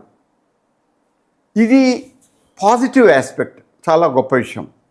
వాళ్ళకి అంతవరకు తల్లిదండ్రులు చూడటం ఇవన్నీ చేస్తున్నారు. అయితే నెక్స్ట్ స్టెప్ ఈ యువత చేయగలగదు. అంటే వాళ్ళ మనసులోకి ఇంకా రావటం లేదు యువతకి. మా నాన్నకు ఆస్తుంది, మా ఊర్లో మాకు ఇల్లుంది, మా నాన్నకు ఆస్తుంది, మా నాన్న వ్యవసాయం చేస్తున్నాడు, మా నాన్న వ్యవసాయ పరిస్థితి ఏంటనేది యువత ఇంకా ఆలోచన మొదలు పెట్టాలి. ఈరోజు యువత మీరు మీ తల్లిదండ్రులు చేసేటువంటి వ్యవసాయము వృత్తి, ఆ పంట, దాని పరిస్థితి ఏంటనేది మీరు తెలుసుకోవాలి. ఓకే. ఎందుకంటే మీ తల్లిదండ్రులకు మీరు సహాయం చేయొచ్చు. ఓకే. ఇప్పుడు తండ్రి ఒక పంట పండిస్తాడు, దానికి కొనుగోలు విషయంలో ఏదన్నా మోసం జరిగితే ఎవరికి ఫిర్యాదు చేయాలనేది వాళ్ళకు పల్లెటూరులో వాళ్ళ తల్లిదండ్రులు, మీ తల్లిదండ్రులకు తెలియదు. అసలు బిల్లే తీసుకోరు మన వాళ్ళు అయితే. అంటే నేర్పించాలా. ఇప్పుడు తల్లిదండ్రులకి మనం ఏం చెప్పాలా, మీరు ఏదైనా వస్తువు కొంటే బిల్లు తీసుకోవాలి, మీకు ఏదైనా సమస్య వస్తే తహసీల్దార్కో కలెక్టర్కో ఎవరికన్నా చెప్పాలా, లేదు మాకు చెప్పండి. ఈ యువత ఏం చేయొచ్చునంటే యువత ఒక కార్యక్రమం మొదలు పెట్టాలి. మీ తల్లిదండ్రుల వివరాలు తెలుసుకొని మీరు గూగుల్లో చెక్ చేస్తే మీకు వెంటనే తెలిసిపోతుంది. ఒక కంప్లైంట్, ఏదైనా తల్లిదండ్రులకు కష్టం వస్తే ఎవరికి కంప్లైంట్ ఇవ్వాలా, కలెక్టర్కా, అగ్రికల్చర్ ఆఫీసర్కా, ఎలక్ట్రిసిటీ ఇంజనీర్కా, ఇరిగేషన్ ఇంజనీర్కా, అది చేయండి. చేయొచ్చు, సులభంగా చేయొచ్చు. అయితే ఏమైంది జరిగిందంటే ఇక్కడ ఏం జరుగుతుందంటే ఈ 30 సంవత్సరాల్లో యువత తల్లిదండ్రులు బాధ్యత గ్రామాల అభివృద్ధి కొంతవరకు చేశారు, కానీ ఒక చిన్న పొరపాటు జరిగింది ఈ 20 ఏళ్లలో. వీళ్ళంతా కొంత రాజకీయ పిచ్చి వచ్చేసింది వీళ్ళందరికీ. Correct sir. వీళ్ళకు తెలియకుండా ఏమైపోయిందిరా అంటే ఒక రకమైన యుఫీరియా అంటారు. మా పార్టీ వాడు, మా కులమోడు, మా నాయకుడు వస్తే ఏదో చేస్తాడనుకుంటారు. అదేం జరగదు. ఎందుకంటే నాయకులు, పార్టీలు అనేది వాళ్ళకి చాలా హద్దులు ఉంటాయి, వాళ్ళు మించి ఏం చేయలేరు. ఈరోజు ఒక గ్రామాభివృద్ధి కానీ వ్యవసాయ రంగం ఏది కన్నా చేయాలంటే అడ్మినిస్ట్రేషన్, ఉద్యోగులు సరిగా పనిచేస్తే చాలా వరకు మార్పు వస్తుంది. మీరు అబ్జర్వ్ చేయండి, ఈ పార్టీలు మారుతాయి, ఎవరో మా ముఖ్యమంత్రి ప్రధానమంత్రి అవుతాడు, 5 సంవత్సరాలు కానీ ఆ 15-20 లక్షల మంది ఉద్యోగస్తులు వాళ్ళే ఉంటారు. అవును. అదే టీచర్లు ఉంటారు, అదే ఇన్స్పెక్టర్ ఉంటాడు, అదే రెవెన్యూ ఉంటాడు, అదే సోషల్ వెల్ఫేర్ ఉంటారు. మరి వీళ్ళు ఈ 100 మంది ఎమ్మెల్యేలు, ముఖ్యమంత్రులు మారినంత మాత్రాన ఆ 20 లక్షల మంది మారతారా? వీళ్ళ వల్ల సాధ్యమవుతుందా? ఏదో అంటే రాజకీయ నాయకుల గురించి నేను కామెంట్ చేయను, వాళ్ళ వృత్తి వాళ్ళది, వాళ్ళు ఏదో చెప్తుంటారు, చేస్తుంటారు. కానీ ఈ ఉద్యోగ వ్యవస్థ అనే దాన్ని మార్పు తేవాలంటే మనం, ఫర్ ఎగ్జాంపుల్ ఇప్పుడున్న యువత, ముఖ్యంగా గ్రామాల విషయం మీరు అడిగారు కాబట్టి, గ్రామాల నుంచి హైదరాబాద్ వచ్చి చదువుకున్నటువంటి ప్రతి ఒక్క యువకుడు మీరు మీ తల్లిదండ్రుల వృత్తి గురించి ఆలోచించడం మొదలుపెట్టాలి. అదేం కష్టమేం కాదు. మీరు మీ తల్లిదండ్రులను అడగండి, వాళ్ళు వివరాలు చెప్తారు. మీరు చేయాల్సిందల్లా ఒక ఈమెయిల్ పంపించండి కలెక్టర్కి, డియర్ సార్ ప్లీజ్ మా గ్రామంలో ఇది పరిస్థితి, ప్లీజ్ సెట్ రైట్. అచ్చా 15 రోజుల తర్వాత రిమైండర్ పంపు కలెక్టర్కి. అచ్చా 4 రోజుల తర్వాత కలెక్టర్ ఏం చేయలేదనుకో, సెక్రటరీ కంప్లైంట్ చేయి. అచ్చా సెక్రటరీ కూడా చేయాల, లోకాయుక్త కంప్లైంట్ చేయి. లోకాయుక్త కంప్లైంట్ చేయకపోతే పబ్లిక్ ఇంట్రెస్ట్ లిటిగేషన్ ఎక్కువ. నువ్వు చేయాల్సిందంతా ఊరికే డ్రాఫ్టింగే. ఆ డ్రాఫ్టింగ్ కూడా మీరేం సొంతంగా ఆలోచించాల్సిన పనిలా. ఆ గూగుల్లో ఇప్పుడు ఏదో ఆర్టిఫిషియల్ ఇంటెలిజెన్స్ వచ్చింది, చార్జ్ జీపీటీలో కొట్టు అంటే వాడంతా లెటర్ తయారు చేస్తాడు, నువ్వు సంతకం పెట్టి పంపించు. నిజంగా ఈరోజు మార్పు యువత చేయగలదు.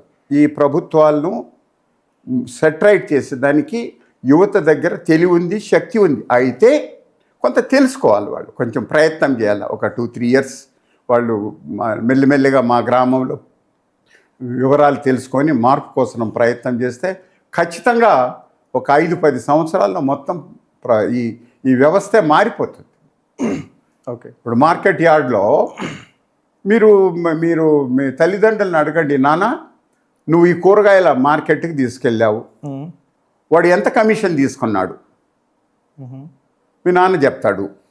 నువ్వు గూగుల్ చెక్ చేయి, ఎంత కమిషన్ ఇవ్వాలి, అసలు కమిషన్ రైతు ఇవ్వాలన్నా ఎవడు ఇవ్వాలనేది తెలుసుకో. లేదనుకో ఊరికి ఒక కంప్లైంట్ రాయి కలెక్టర్కి. అచ్చా, మీ తల్లిదండ్రులు ఏదన్నా పురుగు మందులు అటు కొనుక్కొని ఉంటారు, నాణ్యత సరిగా లేదు, వాళ్ళు కంప్లైంట్ ఇవ్వలేరు. నువ్వు డిస్ట్రిక్ట్ అగ్రికల్చర్ ఆఫీసర్కి ఒక కంప్లైంట్ పెట్టు.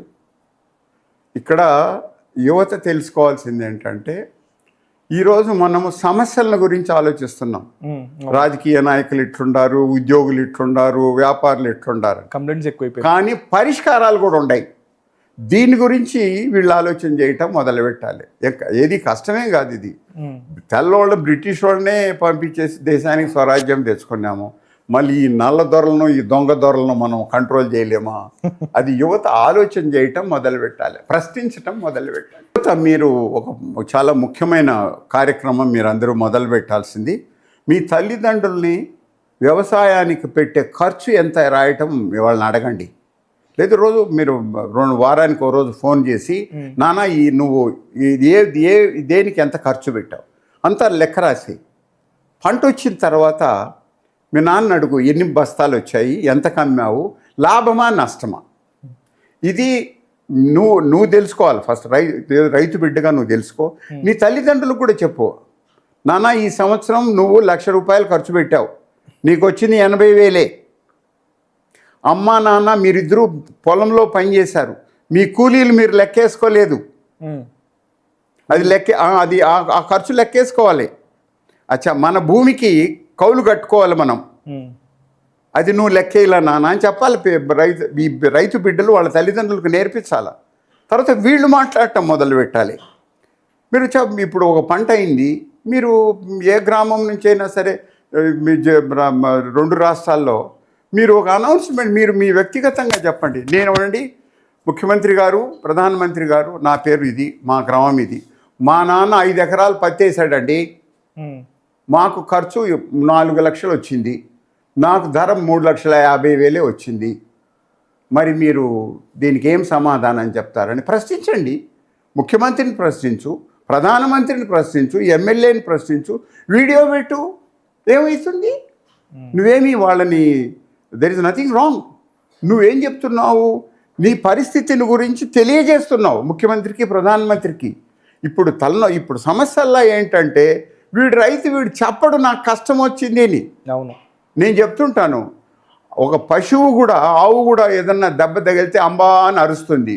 ఈ రైతులు అరిసేదానికి కూడా వీళ్ళకు ఓపిక లేదు. ఇక్కడ ఈ రైతు బిడ్డలు అనేవాళ్ళు ఈ బాధ్యత తీసుకోవాలి. తల్లిదండ్రులకు ఏమైంది, ఎట్లయిందని తెలుసుకొని చెప్పటం మొదలు పెడితే కన్నా ఖచ్చితంగా మార్పు వస్తుంది. అది ట్రూ సార్. వీళ్ళు ఎందుకు ప్రశ్నించట్లేదంటే, నేను మొన్న ఒక వరంగల్ దగ్గర ఒక ఊరికి వెళ్ళాను సార్, సరదాగా అతనితో మాట్లాడుతున్నప్పుడు చాయ్ తీసుకుని మాట్లాడుతున్నాం, చెప్పాడు వీళ్ళు ఎందుకు ప్రశ్నించట్లేదంటే, ఈ ఇన్సిడెంట్ ఎప్పుడు జరిగిందంటే, నేను మీ ఆఫీస్కి వచ్చి వెళ్ళి మాట్లాడిన తర్వాత ఏదో వర్క్ మీద వరంగల్ వెళ్తే అతను చెప్తున్నాడు, అతను ఏం చెప్తున్నాడంటే, అంతకుముందు పార్టీ అతను, అంతకుముందు వాళ్ళు బాగా చేశారు, అంతకుముందు ఉన్నప్పుడు నాకు అంతా బాగానే ఉంది, ఇప్పుడు నాకు లాస్లో ఉందని చెప్తున్నాడు. ఇంకొక అతనితో మాట్లాడినప్పుడు అతను ఏం చెప్తున్నాడే, ఇప్పుడే బాగుంది, అంతకుముందే లాస్లో ఉంది నాకు అని చెప్తున్నాడు. వీళ్ళు పార్టీల వారీగా విడిపోతున్నారు సార్. వాళ్ళంతా వాళ్ళు ఒక యూనిటీగా, ఒక సంఘంగా లేరు. అసలు వీళ్ళు సంఘంగా ఏర్పడాలి అంటే ఏం చేయాలి? ఇప్పుడు మీరు ఒక ఉద్యోగస్తులు తీసుకోండి. ఉద్యోగస్తులు ఎందుకు ఒక ఉద్యోగంలో చేరిన వెంటనే ఉద్యోగ సంఘంలో మెంబర్ అవుతాడు అతను? అవును. అక్కడ ఏం జరిగిందంటే వాళ్ళు ఈ ఆర్గనైజేషన్ సంఘటిత వర్గాలు అనేవి రెండు రకాలు. ఒకటి ప్రభుత్వ గుర్తింపు ఉన్న సంఘ వర్గాలు, వాళ్ళకి ఎలక్షన్స్ ఉంటాయి. ఇప్పుడు సింగరేణి కార్మికులు ఉన్నారు, వాళ్ళకి ఎలక్షన్స్ జరుగుతాయి. ఆర్టీసీ కార్మికులకు ఎలక్షన్స్ జరుగుతాయి. జరిగినప్పుడు వాళ్ళకు ఆ సంఘానికి గుర్తింపు వస్తుంది. అందులో ఎలక్ట్ అయినటువంటి ప్రెసిడెంట్, సెక్రటరీ వెళ్ళి వాళ్ళ తరఫున మాట్లాడతారు. అదే వ్యాపారస్తులు ఉంటారు, ఈ వ్యాపారస్తుల సంఘం, బట్టల షాపుల సంఘము, లేదు ఇంకా సిమెంట్ ఫ్యాక్టరీల సంఘము, ఇట్లా వీళ్ళ సంఘాలు ఉంటాయి. వీళ్ళ సంఘాలు ఎట్లా అంటే ఇవి అనఫిషియల్, ఇవి అంటే వాళ్ళందరూ వాళ్ళు కూర్చొని సంఘం ఏర్పడతారు. వీళ్ళకి ఒక గుర్తింపు ఉంటుంది, ఫలానా సంఘం అని చెప్పి. వీళ్ళు కూడా ఎలక్షన్లు పెట్టుకుంటారు. వీళ్ళు కూడా వెళ్ళి ప్రభుత్వాలకు మంచి చెడ్డలు చెప్తారు. రైతుల విషయంలో మీరు అదే నేను మీకు చెప్పింది, గత 40-50 ఏళ్లలో వచ్చిన కారణాల వల్ల రైతులు ఈ అసంఘటితమవుతున్నారు. ఏంటంటే ఫస్ట్ థింగ్, రైతులు ఎందుకు సంఘటితం కారంటే, మేము సంఘటితమై ఏం చేయాలి? ఏ పార్టీ వాడు వచ్చినా ఇదే పరిస్థితి, ఏ ఉద్యోగం వచ్చినా ఇదే పరిస్థితి, ఏ మార్కెట్కు పోయినా ఇదే మోసం, మా జీవితాలు బాగుపడవు అనేటువంటి విపరీతమైన నిరాశ 2 తరాల నుంచి, 1980 నుంచి ఈ రోజు వరకు కూడా ఏ రైతును అడిగినా వాళ్ళకి నిరాశ. ఎందుకంటే వాళ్ళకి కనపడేది ఏంటి? రాజకీయ నాయకులు, వాళ్ళ నాయకుడు అని చెప్పి ఏదో సపోర్ట్ చేసి ఉంటాడు. వాళ్ళు వస్తుంటారు, పోతుంటారు. నాయకుడు కోటు సంపాదిస్తాడు కానీ వీడు ఇట్లే ఉంటాడు. ఇంకా ఏ పార్టీ వచ్చినా అదే పరిస్థితి. ఉద్యోగులు 2 సంవత్సరాల కోతూరు ఉద్యోగస్తులు వస్తుంటారు, పోతుంటారు. వీళ్ళ పరిస్థితులు ఏం మార్పు లేదు. వ్యాపారస్తులు, వాడు నీ బంధువు ఉండొచ్చు, నీ కులమోడు ఉండొచ్చు, నీ ప్రాంతమోడు ఉండొచ్చు, మీ గ్రామస్తులు ఉండొచ్చు, అయినా మార్కెట్లో మోసాలు జరుగుతూనే ఉంటాయి. ఒక అంతులేని నిరాశ. ఇట్స్ కాల్డ్ ఒక హెల్ప్లెస్నెస్ అంటారు. మళ్ళీ నేనేం చేయలేను, నన్ను బాగు చేసేవాళ్ళు ఈ ప్రపంచంలో ఎవరు లేరు. నేను 35 సంవత్సరాల నుంచి నేను కూడా పనిచేస్తున్నా. మరి నాతో కూడా చాలామంది అంటారు, ఈ రైతులు బాగు చేయగలవా, బాగవుతారా? నాకు నమ్మకం ఉంది, ఎందుకంటే నా ఆలోచన, నా పద్ధతి. కానీ మీరు అన్నది ఎందుకు గ్రామాల్లో ఓటుగా ఉండరంటే, వాళ్ళకి ఒక్కటి ఫస్ట్ ఆఫ్ ఆల్ అదేమైందిరా అంటే, మీరు చెప్తున్నారు చూడు, ఈ పార్టీ పరంగా మాట్లాడేవాళ్ళు కేవలం 100కి 10 మందే.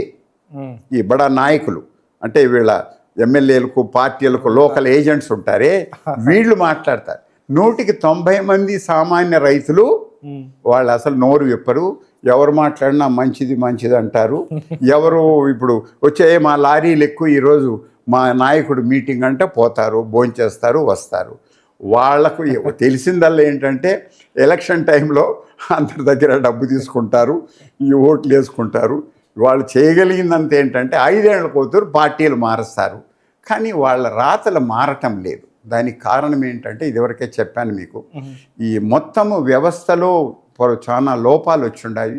వాటి నుంచి బయటపడాలంటే సమూలమైన మార్పు జరగాల. అది టైం పడుతుంది, దానికి ప్రయత్నాలు జరుగుతున్నాయి. అది కొంతకాలం అయిన తర్వాత మార్పు వస్తుంది. సార్, అయితే ఇప్పుడు రైతులు ఇప్పుడున్న పరిస్థితుల్లో ఎవరు పెద్దగా ప్రశ్నించట్లేదు. దీనికి గల కారణం వాళ్ళు రాజకీయ నాయకుల దగ్గర డబ్బులు తీసుకోవటమేనా? రైతనే కాదు సార్, ఎవరు గ్రామాల్లో ఓటర్ రైతు అనేవాడు ఆబ్వియస్లీగా ఓటర్ ఉంటాడు. ఇప్పుడు ఇది ఒక చాలా విచిత్రమైన పరిస్థితి, చాలా విచారకరమైన పరిస్థితి. ఏంటంటే, నేను ఈ మధ్య ఒక పులివెందల రాజశేఖర రెడ్డి గారి నియోజకవర్గం 1978లో ఆయన ఎమ్మెల్యే అయ్యాడు. ఈరోజు వరకు ఆయన వాళ్ళ కుటుంబీకులే ఎమ్మెల్యేలుగా ఉన్నారు. కుప్పంలో 85-86లో చంద్రబాబు ఎమ్మెల్యే అయినాడు, ఆయన ఇప్పటి వరకు ఎమ్మెల్యేగా ఉన్నాడు. ఇక్కడ పరిస్థితి ఏంటంటే, ఈ 2 నియోజకవర్గాల అభివృద్ధి చాలా గొప్పగా జరిగింది. ప్రతి రోడ్లు అన్నట్టు, ఇతరత్ర స్కూళ్ళు, ప్రతి విషయంలో కూడా. ఎందుకంటే వాళ్ళు నాయకులు, ముఖ్యమంత్రులు అధికారంలో ఉన్నారు. నియోజకవర్గం అభివృద్ధికి వాళ్ళు శక్తానుసారము వీళ్ళిద్దరూ పనిచేశారు. కానీ ఎలక్షన్లప్పుడు వాళ్ళు డబ్బు ఇచ్చారు, వీళ్ళు డబ్బు తీసుకున్నారు. ఇంత పని చేసినా సరే డబ్బులు ఇప్పుడు జరుగుతుంది. ఇక్కడ చాలా బాధాకరమైన విషయం ఏంటంటే, ప్రజలు వీళ్ళ దగ్గర ఎందుకు డబ్బు తీసుకున్నారనేది ఈ కుప్పం, పులివెందల ప్రజలు ఆలోచించామని నేను ఈ మధ్య ఒక వీడియోలో కూడా అనుకున్నా, వాళ్ళని అడగదలుచుకున్నా, మీరెందుకు వాళ్ళ దగ్గర డబ్బు తీసుకున్నారు? ఇంత అభివృద్ధి చేసిన వాళ్ళ అభివృద్ధి నిజంగా దాని గురించి ఏమి డిస్కషన్ డిస్ప్యూట్ అనవసరం.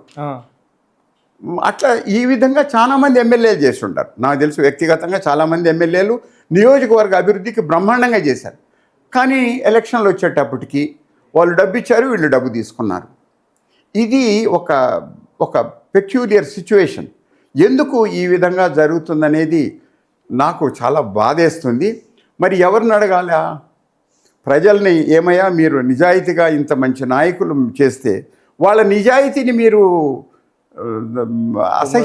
తప్పుడు పరిచారు. వాళ్ళ దగ్గర డబ్బు తీసుకొని వాళ్ళని అవమానపరిచారు. మీరు నిజంగా వాళ్ళ దగ్గర డబ్బు తీసుకోవటం, వాళ్ళని అవమానించటం.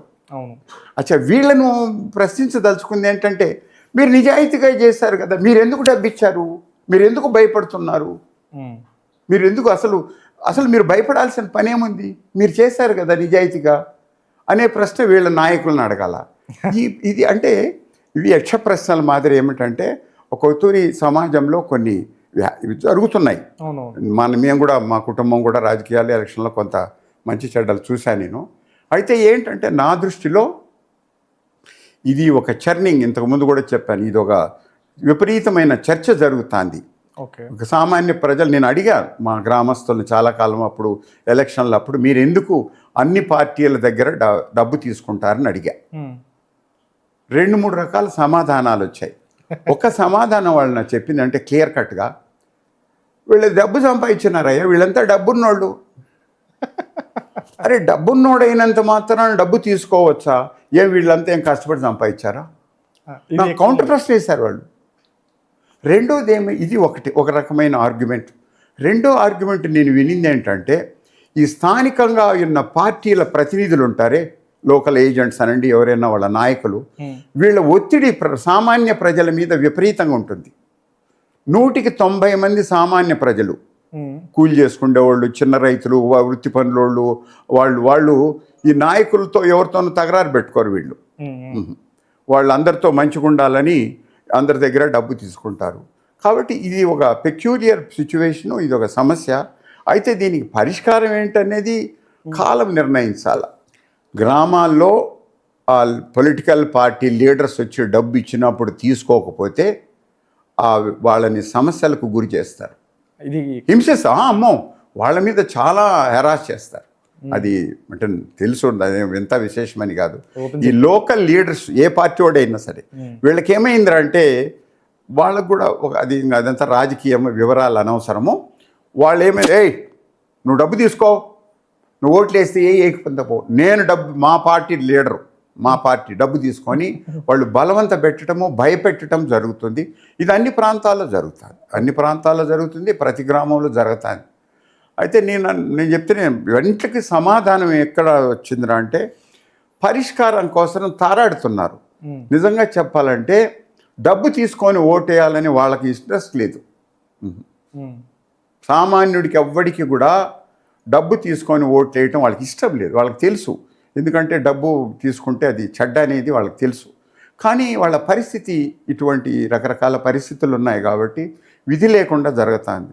అయితే ఇక్కడ మనము అంటే నేను కాదు, మీ తరం రాబోయే 5-10 ఏళ్లలో ఇప్పుడున్న యువత, ఇప్పుడు నేను చెప్పానే గత 20 ఏళ్లలో విపరీతమైనటువంటి కులాభిమానం వచ్చింది యువతకి. ఈరోజు కూడా జరుగుతుంది. కానీ నెక్స్ట్ 5-10 ఇయర్స్లో మీలో మార్పు వస్తుంది. ఎందుకు వస్తుందంటే ఎందుకు మీలో మార్పు వస్తుందంటే, ఈ నాయకత్వము పార్టీ అనేది నాన్సెన్స్. అది ఎవరైనా రావచ్చు, పోతారు, డబ్బులు ఉన్నోడు ఏదో వస్తాడు, కొంటాడు, పోతాడు. మార్పు అనేది ఎక్కడ రావాలంటే అడ్మినిస్ట్రేషను, కరప్షను, సర్వీస్ ఓరియంటేషను, ఎవడన్నా తప్పు చేస్తే వాడికి శిక్ష పడుతుంది అనేటువంటి మార్పు రావాలి. ఆ మార్పు అనేది టైం పడుతుంది, అది వెంటనే రాదు. ఇప్పుడు ఈ ముగ్గురు కులాల వాళ్ళు ఓట్లేదు సపోర్ట్ చేశారు కదా 20 ఏళ్లలో, వాళ్ళలో చాలామంది నేను అడిగా, వాళ్లకు నిరాశలో ఉండారు. వాళ్ళకి తెలుసు ఏంటి రాజకీయాలంటే కులము, అంటే వాడు నాయకుడు ఉంటే వాడి బంధువులు, వాడి స్నేహితులు, వాడి డబ్బులు, వాడి వ్యవహారం. ఆయన ఏదో పెద్ద నిజాయితీ పరులను పైకి తెస్తాడు, నెత్తిన పెట్టుకుంటాడు అనేది అది కాదు, మిథ్య. అదంతా ఊరికేది అనేది వాళ్ళకి ఇప్పుడు మెల్లమెల్లగా అర్థమవుతుంది. ఎందుకంటే కార్యకర్త ఒక నాయకుడు వచ్చినప్పుడు కార్యకర్తలు చాలామంది పోతారు అతని నుంచి ఆశించి. కానీ 2 ఏళ్ళు 3 ఏళ్ళు 5 ఏళ్ళు 10 ఏళ్ళ తర్వాత తెలిసిపోతుంది ఆ నాయకుడిలో ఆ నిజాయితీ లేదు. అందువల్ల వాళ్ళు ఏమవుతారంటే వాళ్ళు నెక్స్ట్ ఏమి చేయాలనే ఆలోచనలు ఉండరు. నా దృష్టిలో ఈరోజు తెలుగు రాష్ట్రాల్లో లక్షల మంది యువత ఆలోచిస్తున్నారు, ఏంటిది ఈ పరిస్థితి ఉంది. ఈరోజు మీరు చూడండి, సోషల్ మీడియాలో నాయకుల్ని వాళ్ళ కుటుంబీకులను గురించి విమర్శిస్తే ఒక సామాన్యుడిగా నేనేం చేయాలా? నాకు అసహ్యం వేస్తుంది. కానీ ఏం చేయగలను? ఒక నాయకుడు ఇప్పుడు నాయకులు ఒకరినొకరు తిట్టుకుంటుంటాడు. ఆ నాయకుడు వాళ్ళని పిలిచి మీరు ఇటువంటి స్టేట్మెంట్ ఇవ్వద్దని స్ట్రిక్ట్గా చెప్పాలి కదా. చెప్పరు సార్, అలా వాళ్ళ పార్టీలో నుంచి తీసేయాలి కదా. మరి జరగదు అంటున్నావు, బట్ అక్కడనే వచ్చింది. జరగలేదు కాబట్టి అందరి మీద అసహ్యం వచ్చింది. ఇప్పుడు ఈ నాయకుల మీద కూడా బయట పెట్టకపోవచ్చు, కానీ మనసులో ఉండేది ఎప్పుడు బయటపడుతుంది అనేది ఒక టైం వస్తుంది. అది ఇప్పుడు మీరు చరిత్ర కానీ పురాణాలు ఏది చూసినా తెలుగు కొంచెం లోక జ్ఞానంతో ఆలోచిస్తే మన కళ్ళ ముందు 100 కారణాలు కనపడతాయి. ఇదంతా కూడా టెంపరవరీ. అది ఆ రోజు 5 ఏళ్ళు 10 ఏళ్ళు అంతే, మళ్ళీ వెళ్ళిపోతారు. అది కాలగర్భంలో కలిసిపోతుంది. అయితే అందరూ కలిసి చేసేదానికి మార్గం కనపడటం లేదు. అది ఒక్కటి ప్రయత్నం జరగాల. కొంతమంది చేస్తున్నారు, అది జరుగుతుంది కూడా. Okay. So end of the day, so మీరు రైతుకి ఇచ్చే సూచనలు ఏంటి సార్? సలహాలు సూచనలు ఏమైనా ఉన్నాయా? రైతులు వాళ్ళ సమస్యలను పరిష్కారం చేసుకోవాలంటే ఒక 2-3 కార్యక్రమాలు వాళ్ళు మొదలు పెట్టాలి. ఒకటి, మీరు వీలైన కాడికి ఒక పంటల వారి సంఘాలుగా కూర్చొని ఆలోచించటం మొదలుపెట్టండి. రెండోది, ఎలక్షన్ల సమయం తప్పితే మిగిలిన టైంలో ఈ రాజకీయాల గురించి చర్చించడం మానుకుంటే మంచిది. అనవసరం, మనకెందుకు, ఎవరో ఎమ్మెల్యేలు అవుతారు, వాళ్ళు పని చూసుకుంటారు. మూడోది ఏంటంటే, మీరు మీ బిడ్డల్ని లేదు మీ మీ చుట్టూ చాలామంది చదువుకున్న వాళ్ళు ఉంటారు, విద్యావంతులు ఉన్నారు, వీళ్ళని అడిగి సమస్య ఏంటి, పరిష్కారం ఏంటి అనేది మీరు ఆలోచించటం మొదలు పెట్టాలి. ఇప్పుడు రైతు అనేవాడి విషయంలో ఆయనకి శక్తి ఉంది, కష్టపడతాడు. అయితే ఏమవుతుందిరా అంటే ఈ సంఘటితం కాడనే ఇబ్బంది ఏమొస్తుందిరా అంటే పట్టణాల్లో ఉద్యోగస్తులు ఒకటవుతారు, వ్యాపారస్తులు వాళ్ళు ఏ కులమైనా వాళ్ళు సంఘం కట్టుకుంటారు. రైతులు అనేవాళ్ళు ఇంకా కులాల పేరుతో ఉన్నవాళ్ళు లేని వాళ్ళ పేరుతో ఇతరత్ర ఆలోచన ఇంకా గ్రామాల్లో తగ్గిపోలాది. బట్ వస్తుంది, ఆల్రెడీ నా దృష్టిలో 60-70% ఆలోచిస్తున్నారు, వచ్చింది. అయితే కొంత నీకు చెప్పాను కదా, ఎప్పుడు కూడా ఈ దేనికి కూడా ఒక మార్పుకి ఒక నాయకత్వం కావాలా. ఇంకోటి నాయకత్వంతో పాటు ఒక సిద్ధాంతం కావాలా. నేను చాలా కాలం ఇప్పుడు ప్రభుత్వాలను నేను కోరేది ఏంటంటే, మీరు మా రైతుల్ని పంటల వారీగా మీరు సంఘాలు ఏర్పాటు చేయండి. ఓకే, ప్రభుత్వాలు ముందు మీరు ఒక 2-3 సంవత్సరాలు మమ్మల్ని నామినేట్ చేయండి. ఆంధ్రప్రదేశ్ తెలంగాణ రాష్ట్రాల్లో ప్రతి సలహా సంఘం ఒక 40-50 మందితో పెట్టండి. అందులో మళ్ళీ వీళ్ళే ఉంటారు, రాజకీయ నాయకులు ఉన్నా కూడా ఏమవుతుందంటే సలహా సంఘం పెట్టిన తర్వాత నీకు కొన్ని తెలిసి వస్తాయి. రెండోది, తర్వాత 2-3 సంవత్సరాల తర్వాత వాళ్ళకి ఎలక్షన్స్ పెట్టండి. అదేవిధంగా మార్కెట్ యార్డ్లకు ఎలక్షన్స్ పెట్టండి, వాళ్ళకి అప్పచెప్పండి. మీరు మార్కెట్ యార్డ్ నామినేషన్ పెడితే అతను చేయలేడు. అదే ఎలక్షన్లు పెట్టామనుకో ధైర్యంగా వాళ్ళు చేయగలరు. తర్వాత ఈ వ్యవసాయ ప్రణాళిక అనేది హైదరాబాద్లోనో అమరావతిలో కూర్చొని చేయకూడదు, గ్రామాల్లో కూర్చొని మొదలు పెట్టాలి. గ్రామాల నుంచి ప్రాతిపదికలు తెప్పించుకోండి. ఒక 3 నెలల ముందే మొదలు పెట్టండి. రైతులను అడగాలి మీరు, ఏం చేస్తాం, ఎట్లా, మంచి చెడ్డలు. అది ఏమైందిరా అంటే ఇప్పుడు టాప్ టు పైనుంచి కిందికి అక్కడ మాకు ఈ మేధావులు కొంతమంది వచ్చారు. వాళ్ళు ఢిల్లీ నుంచి హైదరాబాద్ నుంచి వస్తారు, వాళ్ళు ఏదో చెప్తారు, పల్లెల్లో వాళ్ళకి అర్థం కాదు.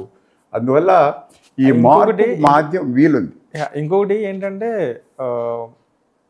ప్రభుత్వాలు రైతుల దగ్గర నుంచి సలహా తీసుకోవాల్సింది పోయి ప్రభుత్వాలే ఆర్డర్ చేస్తున్నాయి. ఈ ఖరీఫ్ సీజన్లో ఈ పంట వేయండి, దాల్వాకి ఈ పంట వేయండి, సార్వాకి ఈ పంట వేయండి అని వాళ్ళే సలహాలు ఇస్తున్నారు. ఇంక వాళ్ళు ఆ పంట వేయకపోతే కొనని పరిస్థితి కూడా వస్తుంది. ప్రభుత్వం ఒక 3-4 నెలల ముందే రెండు తెలుగు రాష్ట్రాల్లో ఏం చేసి ఉండాలంటే పంచాయతీల్లో వాళ్ళు కూర్చొని వాళ్ళు ఈ మధ్యన వర్షాభావం కలిగేట్టుగా ఉంది, మీ సూచనలు ఏమని చెప్పి వాళ్ళ నుంచి మీరు ఫీడ్బ్యాక్ తీసుకొని ఉండాలి. పంచాయతీ వ్యవస్థ ఒకప్పుడు పంచాయతీ జిల్లా పరిషత్ వ్యవస్థలో కూర్చొని ప్రణాళికలు తయారు చేసేవాడు. ఇప్పుడు ఇంకా పంచాయతీ లేదు, జిల్లా పరిషత్ లేదు, అదంతా మంత్రులు, ఎమ్మెల్యేలు, ముఖ్యమంత్రులు అయిపోయినారు. ప్రజలతో సంప్రదింపులు జరిపి వ్యవసాయానికి సంబంధించి రైతులతో సంప్రదింపులు అనేది చాలా తక్కువైపోయింది. అంటే హైదరాబాద్లో కూర్చొని ఏదో చేస్తారు, అది కాదన్నాం, బట్ అది సరిపోదు, అది పద్ధతి కాదు. కింద నుంచి గ్రామ స్థాయి నుంచి రావాలి. వాళ్ళ సూచనలు మీరు తీసుకోగలిగితే ఖచ్చితంగా పరిష్కారం వస్తుంది. అది రాకుండా పోయేదేమీ లేదు. అర్థమైంది సార్. సార్ చివరిగా మీరు ప్రభుత్వానికి ఏమన్నా సలహా ఇవ్వాలి అంటే రైతులను ఉద్దేశించి ఎటువంటి సలహా ఇస్తారు సార్? ప్రభుత్వాన్ని నేను కోరేదల్లా ఏంటంటే మీరు 4-5 విషయాలు ఆలోచించండి. ఫస్ట్ థింగ్, రైతు వాడే వినిమయాలు, పురుగులు, ఎరువులు, పురుగు మందుల విషయంలో నాణ్యత ఉందా లేదా, ధరలు ఎలా ఉన్నాయి, ఈ రెండు సక్రమంగా జరగాల. వీటి మీరు కంట్రోల్ చేయాలి, అది వదిలేసి అంటారు. రెండోది, రైతుకు సలహా ఇవ్వాలి. ఇప్పుడు మీరేమంటున్నారు, ఒక ఎక్స్టెన్షన్ సర్వీసెస్ అంటారు. రైతుకు ప్రతినిత్యం చెప్పాల. కారణం ఏంటంటే ప్రతిరోజు ఒక కొత్త సమస్య వస్తుంది, అది మీకు సలహా ఇవ్వాలా. అది ప్రభుత్వ ఉద్యోగులే చేయాలనే ఆలోచన ప్రభుత్వాలు చేయొద్దండి.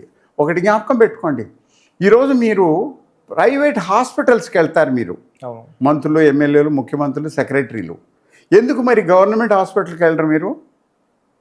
ఆబ్వియస్లీ క్వాలిటీ ఉంది, ఏదో నాణ్యత ఉంది, బాగా చూస్తారని. అదేవిధంగా మీ బిడ్డలను చదివించాలంటే ప్రైవేట్ కాలేజీలకు పంపిస్తారు. మరి అగ్రికల్చర్లో ప్రైవేట్ సెక్టర్ని ఎందుకు ఎంకరేజ్ చేయరు మీరు? తప్పేముంది? ఎవరు చెప్పారు వాళ్ళు చేయరని? ప్రభుత్వం ఇక్కడ ఏం చేస్తుందంటే పెద్ద పొరపాటు ఏం చేస్తుందంటే, ఎంతసేపు ఏదో మేము ఫ్రీగా ఇస్తామో, అది ఇస్తామని చెప్తున్నారని మౌలికంగా మార్పు తేవాలి. ప్రతి రైతుల్ని నువ్వు ఎక్స్టెన్షన్ సర్వీసెస్ టోటలీ కొలాప్స్ అంటారు దాన్ని. ఆ ఎక్స్టెన్షన్ సర్వీసెస్ లేవు, అది మెయిన్గా.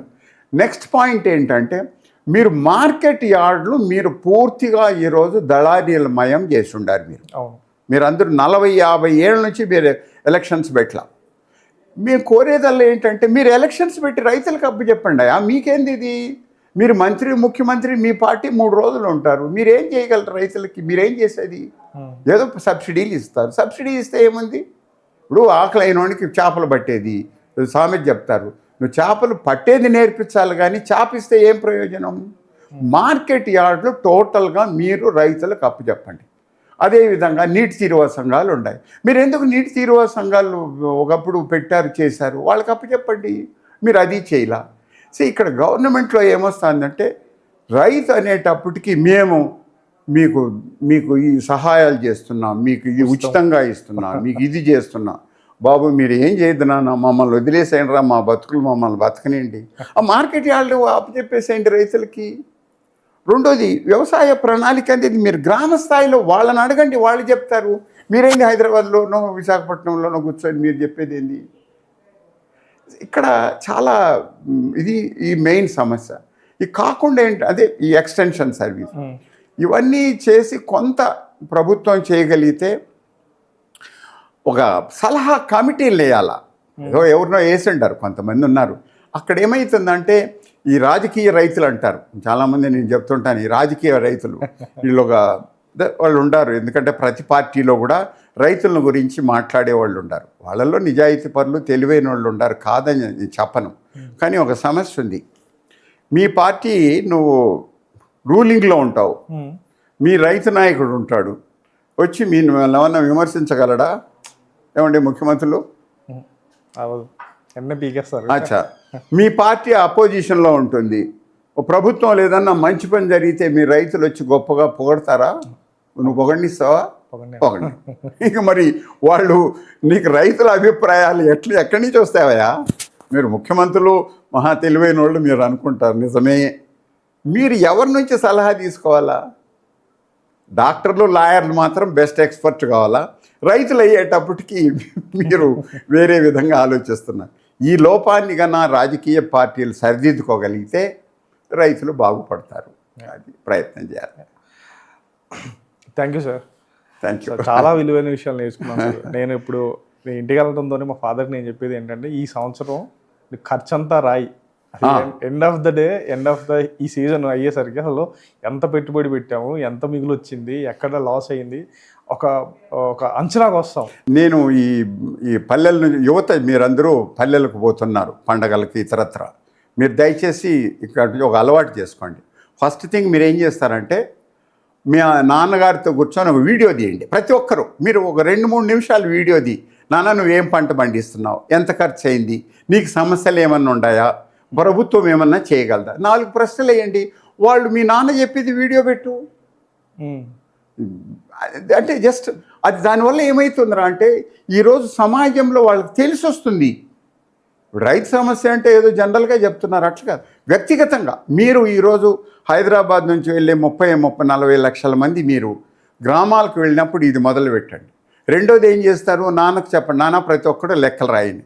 మూడోది ఏం చేస్తారు, మీరు మీ నాన్న విషయం ఏదన్నా వస్తే గూగుల్ చెక్ చేసి వాళ్ళకి కంప్లైంట్ పంపించండి. చాలు. ఇది కన్నా మీరు మీ తల్లిదండ్రులకు మీరు చేయగలిగితే తప్పకుండా ఒక అతి కొద్ది కాలంలో బ్రహ్మాండమైన మార్పు వస్తుంది. Thank you sir. Thank you.